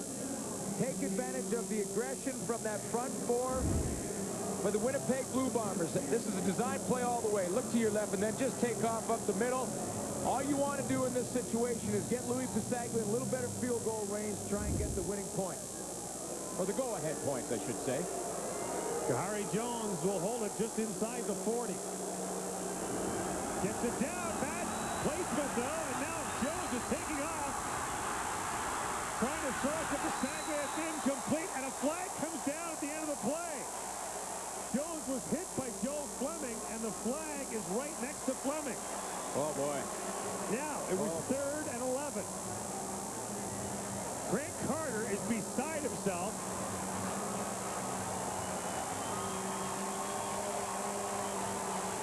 What's the penalty? Well, the defense coming off the field. Intentional grounding. BC decline. There you go. First down, Winnipeg. Carter ripped off his helmet as soon as the flag flew. He thought it was a late hit. Oh. As it is, Jones can't get the ball down. Kahari Jones juggles the snap. Louis Pasaglia has already moved forward, so now he's just trying to find someone to block. Now, Joe Fleming is going to pull down Jones late in the play. You have to throw the ball across the line of scrimmage.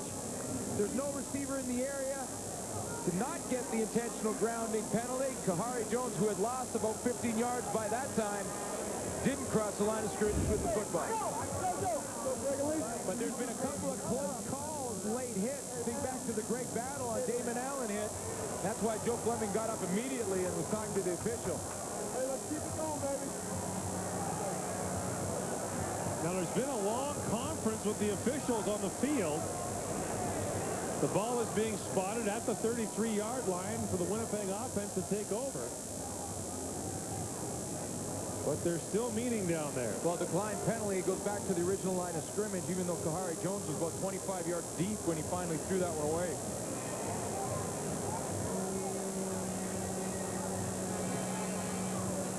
And that's the point that Jeff Reinbold is making, is that the ball should go back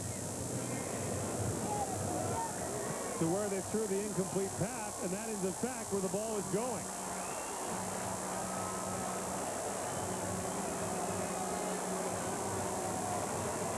So they'll spot it at the 47 instead of the 32.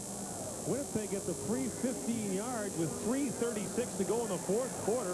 What a break for Winnipeg.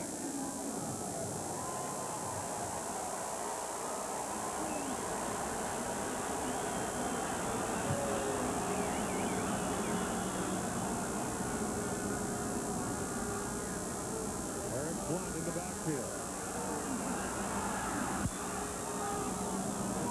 is off to Millington. Millington will dive ahead up to the 51-yard line.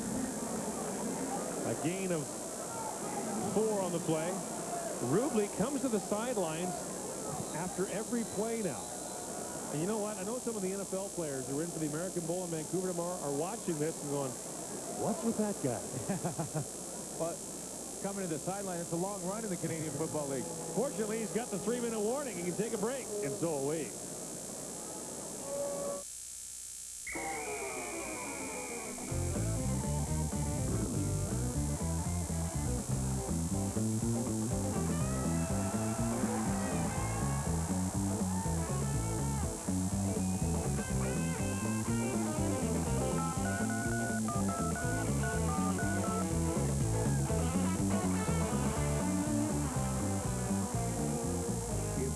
In the stadium, you're really not in the Grey Cup. Black lightning, so frightening. Lightning got a hex on me. Black lightning.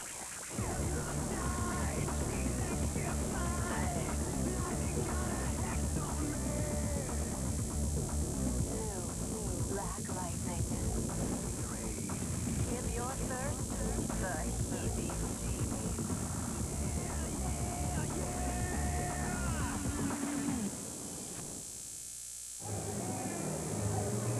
Searching for that elusive first win of the year. The Blue Bombers at 0-6 have a 1-point lead on the BC Lions and the football with 3:04 to go in the fourth quarter.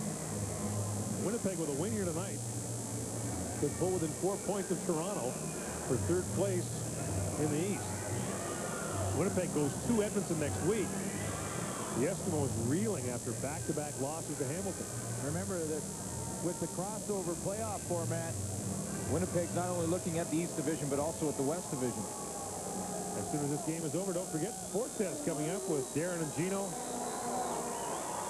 Second round action for the GGA Championship. Baseball, this, you name it. Did Eric Lindros accept the $50 million offer from Philadelphia? Might be a little golf in there as well. 2nd and 6. Rubley. Look out, he's in deep trouble. He's looking to the official. But Steen, the referee, is down. So is Rubley all the way back at the 30, and Steen is injured. Is there a full moon tonight? But Steen got rolled on by Rubley, and you can only hope that the referee is all right. Well, TJ Rubley, you can't fault him for running the official. I mean, he is just, this is a fire drill. Johnny Scott and David Benefield come through cleanly, and he's just trying to find a way to get out of there. And that was one hard hit on Bud Steen. I mean, this is just like blitzkrieg.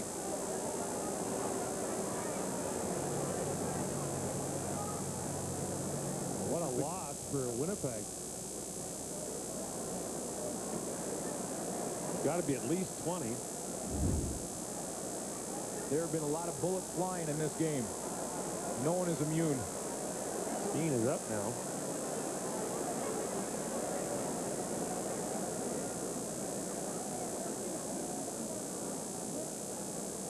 And as I remind you, the Sports Desk is next. And Bud Steen is up and moving around. The Edmonton lawyer will have the weekend to shake off the bumps and bruises. Is okay. And decide if there's any lawsuits possible. Class action suit by the officials tonight. So it's a loss of 20. Now you said 2nd and 19 is pretty thin in the playbook. How about 3rd and 30? What do you got for that? Quick kick. Well, that's what Bob Cameron will do. Get it out of there. Rod Harris is back there once again for BC. He's been shaken up a couple times. That's him on the right. Sandusky is back there as well. Booming punt by Cameron. Sandusky back to the 25-yard line. Gets only a couple as Greg Battle, the veteran, brings him down at the 29-yard line. A huge kick by Cameron. 56 yards, a return of just 2.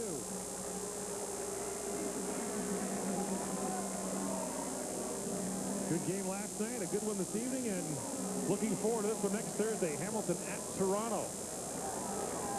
And if you're in the Toronto area, that means you too, Hamilton. Here's the number to call. This might be the most hotly anticipated Hamilton-Toronto game since Matt Dunnigan and Doug Flutie shot it out a couple of years ago. Was that game 46-41? Do I remember correctly? Didn't Hamilton win that one? Allen. Look out! Gets away! Throws it! Complete Andy Brown! Up to the 40-yard line. How did he do that? Look at him. Hey, he doesn't know. You know what?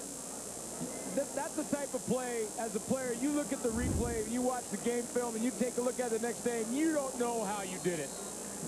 David Maeva has him. Joe Fleming has him. Somehow, Damon Allen finds Eddie Brown. 6 catches for Brown for 103 yards and a first down to the 40. Under 2 to play in the fourth quarter. Allen back underneath for Brown. Flag flies. Brown loses 4. Back to the 44.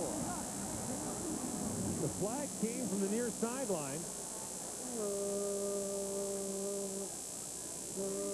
And it's against BC.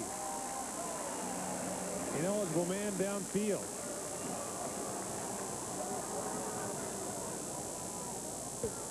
Ineligible receiver, BC number 2, the penalty's declined. It's second down. Eddie Brown throws at the line of scrimmage. If you are 5 yards outside the tackle and moving forward, you can be right on the line and not be called ineligible. Here he is, right here. See, as he comes up, he freezes. Stops. That makes him the end. He's no longer eligible. If he keeps moving forward, he's okay. Penalty declined at 2nd and 12.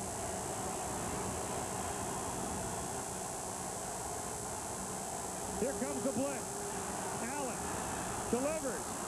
Brown makes the catch, but again is caught running back and is stopped at the 47-yard line. He'll be 3 yards short of a BC first down. And BC clearly has to gamble here. No question. 1:26 to go in the fourth quarter. But a big play, get him this close. 3rd and 12 gamble is a little tougher than the 3rd and 3 gamble. Timeout, BC. Crowd in Winnipeg is rising to its feet as Grant Carter urges them on. 0-6 on the year. They put more than 20,000 in here tonight. And I think the crowd here is not only applauding their effort tonight, but the effort of the defense in general throughout the season. They may be 0-6, but the defense has really done a nice job throughout the year. They've played their hearts out here tonight again. And this crowd here of over 20,000 appreciates it. When they say true blue here, they mean it. No question.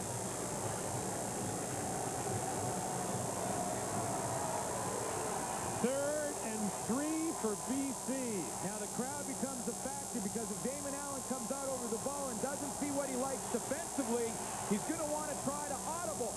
Change the play with the crowd as loud as they are right now. Makes it that much more difficult. Crowd on its feet. 3rd down, BC. Allen delivers. Donaldson makes the catch and breaks away. Donaldson up the sideline, down to the 30-yard line. The kid from Winnipeg quiets him down in a hurry. Quiets them all but 40. You mentioned earlier he's got 40 tickets. There's 40 people here to watch him. Well, they're going to be cheering pretty loud right now. What a clutch catch and a great throw by Damon Allen all the way to the outside in between 2 defenders, Patrick Burke and Don Robinson. And Dave Donaldson comes up with a clutch grab, the biggest of his career. A 33-yard gain for Donaldson.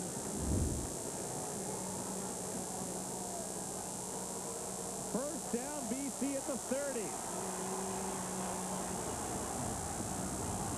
Flag is down, and play is halted. Probably a good thing for Allen, as Wesley Leasky was hunting him down. That flag is at the 10-yard line, 20 yards from the line of scrimmage. Time count violation. That's why. BC number 9, second down. 25th penalty of the game. You know what? And that's partly due to the crowd. The crowd was going nuts. It's hard to get that communication to all the players on the line of scrimmage, and Damon Allen gets the time count. Former Bomber Sean Graham checked into the game now for BC. Juan Johnson is the lone man in the backfield at 2nd and 10. Allen, draw play to Johnson. Johnson batters his way down to the 20. BC playing for the field goal. What a call. What a call. He's close to the first down. I mean, it takes some courage on that sideline. Whether it was Damon Allen who called it or Adam Rita, you're 2nd and 10 in this situation. You go with the draw. I mean, you know you're going to surprise him, but are you going to surprise him enough to pick up 10 yards? Tell you what, 30 seconds ago, you couldn't hear yourself think. Now you can hear a mouse walking on cotton. Now, they did have the ball in field position that Louis Pasaglia could come out and kick a field goal on 3rd down within his range. So it does protect the football. Wow, BC no doubt thinking about the clock, though. You dive ahead, get your first down. Boy, you get a bad snap here, though. And remember, last week held 4 times 1 yard away from the end zone. This isn't automatic. Allen goes straight ahead, gets it. 54 seconds to go now in the 4th quarter. And the clock will start as soon as the chains are in place. Now you run the ball. You run the ball twice. You try and get it into the middle of the field. First is a normal running play. Try and pick up with as many as you can. Try and score on the running play, as a matter of fact. If that doesn't work, the next play, Damon Allen picks it up from the snap and just tries to position the football right in the middle of the upright. Some coaches would say, run the ball here and then try the field goal on 2nd down.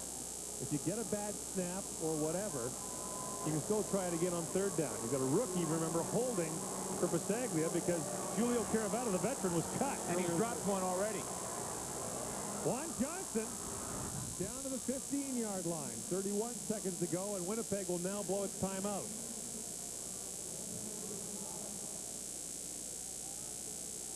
I'll tell you what, the tension between Winnipeg and BC. Now Winnipeg called the timeout here because they want to get the ball back with a little bit of time. Now, because the other strategy is to call the timeout when the field goal team comes out there and try and put a little more pressure on the kicker. Although Louis has been in that position a few times. Yeah, you're talking about a 23-year veteran here. But it also puts pressure on the holder. He was being iced, but most of these guys were in diapers. Kahari Jones, the holder, also makes him think about it. And remember, he did drop one earlier. So the ball's at the 15. It's 2nd down and 6. 31 seconds to go. Pasaglia is heating up on the sideline. There it is. Allen has run to the middle of the field and dropped down where he is. And now with 28 seconds to go, Lou Pasaglia, the league's all-time leading scorer, comes out with his holder, Kahari Jones, in his first year of actually playing. And Bob Cameron comes on now for Winnipeg. He'll station himself in the end zone and try to kick it out if Pasaglia misses. Westwood's out there with him as well. Jones will put it down at the 23-yard line.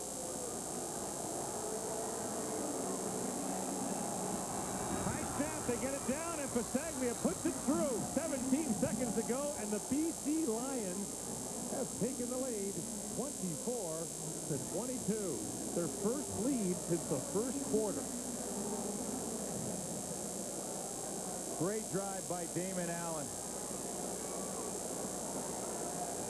Get them in field goal position with a chance to win. And now the question for the Winnipeg Blue Bombers. Can TJ Rubley, who is 2 for 6 passing in the second half for 20 yards, get them far enough to give Troy Westwood a chance to win the game? He's going to need 35 yards of offense. Minimum. In 17 seconds. In 17 seconds, you can maybe get 3 plays. Keep an eye on Larry Thompson, number 2. He's the deep threat. 17 seconds to go. BC playing way off. Rubley. Lots of time. Now running, and it is to the sideline and incomplete for Eric Blunt. 11 seconds to go. Fans of Winnipeg now disgruntled. What do they have to do to win a game? Well, that's the problem. I mean, TJ Rubley takes off running there, and that costs you valuable time. 24-22 and a real good one on a Friday night. Boy, gutsy effort. Winnipeg Blue Bombers. And the BC Lions, too. No Robert Drummond. Oh, man. Rod Harris was hurt for much of the game. He gutted it up. Rubley from the shotgun. Under pressure. Lots of time now. He'll run it and get 3 with 1 second to go. And it'll now be down to a Hail Mary for Winnipeg to try to score a touchdown to win it. Well, the fans booing Rubley right now, wishing that he hailed Mary a little earlier. Like in either one of those last 2 plays. Throw it down the field, maybe you get a deflection, maybe you get a pass interference call. But scrambling twice in a row, you're not going to get it done. 55 all go, I think is what some teams call it. Student body right, throw it up. And huck it. And what you get is you try and get one guy sneaking in behind for the deflection. Last play of the game. Rubley just airs it up. Jump ball, incomplete. The BC Lions took the lead with just 20 seconds to go and hand the Winnipeg Blue Bombers their 7th straight loss of the year. To a chorus of boos, the Bombers dropped to 0-7, and the BC Lions at 3-4 are suddenly a factor in the Western Division. Back with more on Adidas Friday Night Football after this. Play Safeway's $1 Million Touchdown to Win for your chance to win $1 million. If your name appears, it means you have won Dirt Devil MVP Swivel Glide Vacuum with patented rear swivel casters and the Ultra Hand Vac with onboard tools. Dirt Devil, powerful vacuums that are incredibly easy to use. Or a Zenith 27-inch digital-ready stereo television with 530 lines of resolution, universal night vision glow-in-the-dark remote, and FCQ front surround sound. Zenith Entertainment, just like they like it. Enter your ballot at your local Safeway Food and Drug today. Soft drink is not a magic potion, a status symbol, or a badge that says who I am. It will not make me popular. Wanna hang? It will not make me run faster or jump higher. It will not make me more attractive to the opposite sex, though I wish it would. You're beautiful. If I need a badge, I'll become a security guard. Welcome to the If I need a son. refreshing drink, I'll obey my thirst. Image is nothing. Thirst is everything. Sprite.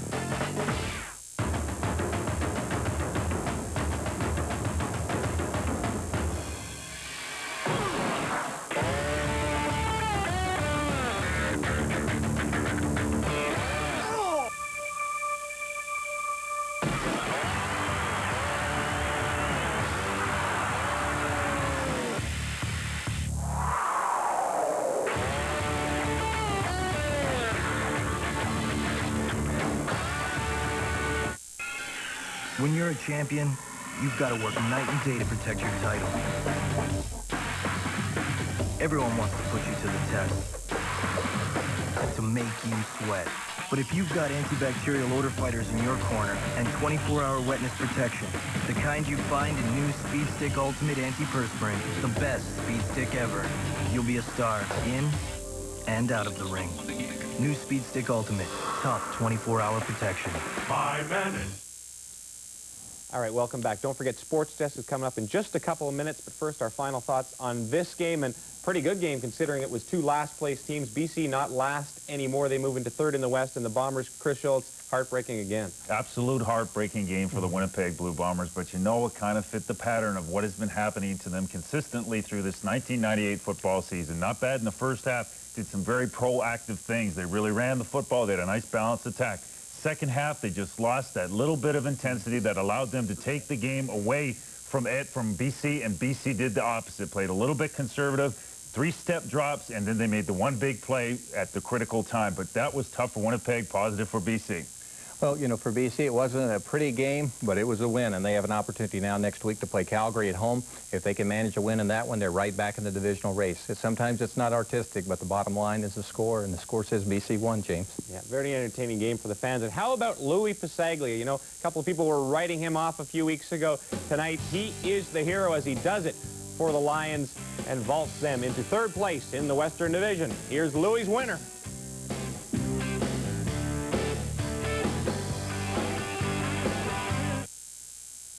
Black lightning, so frightening. Lightning got a hex on me. Black lightning. Night, electrified. Lightning got a hex on me. New black lightning. Give your thirst the heebie-jeebies.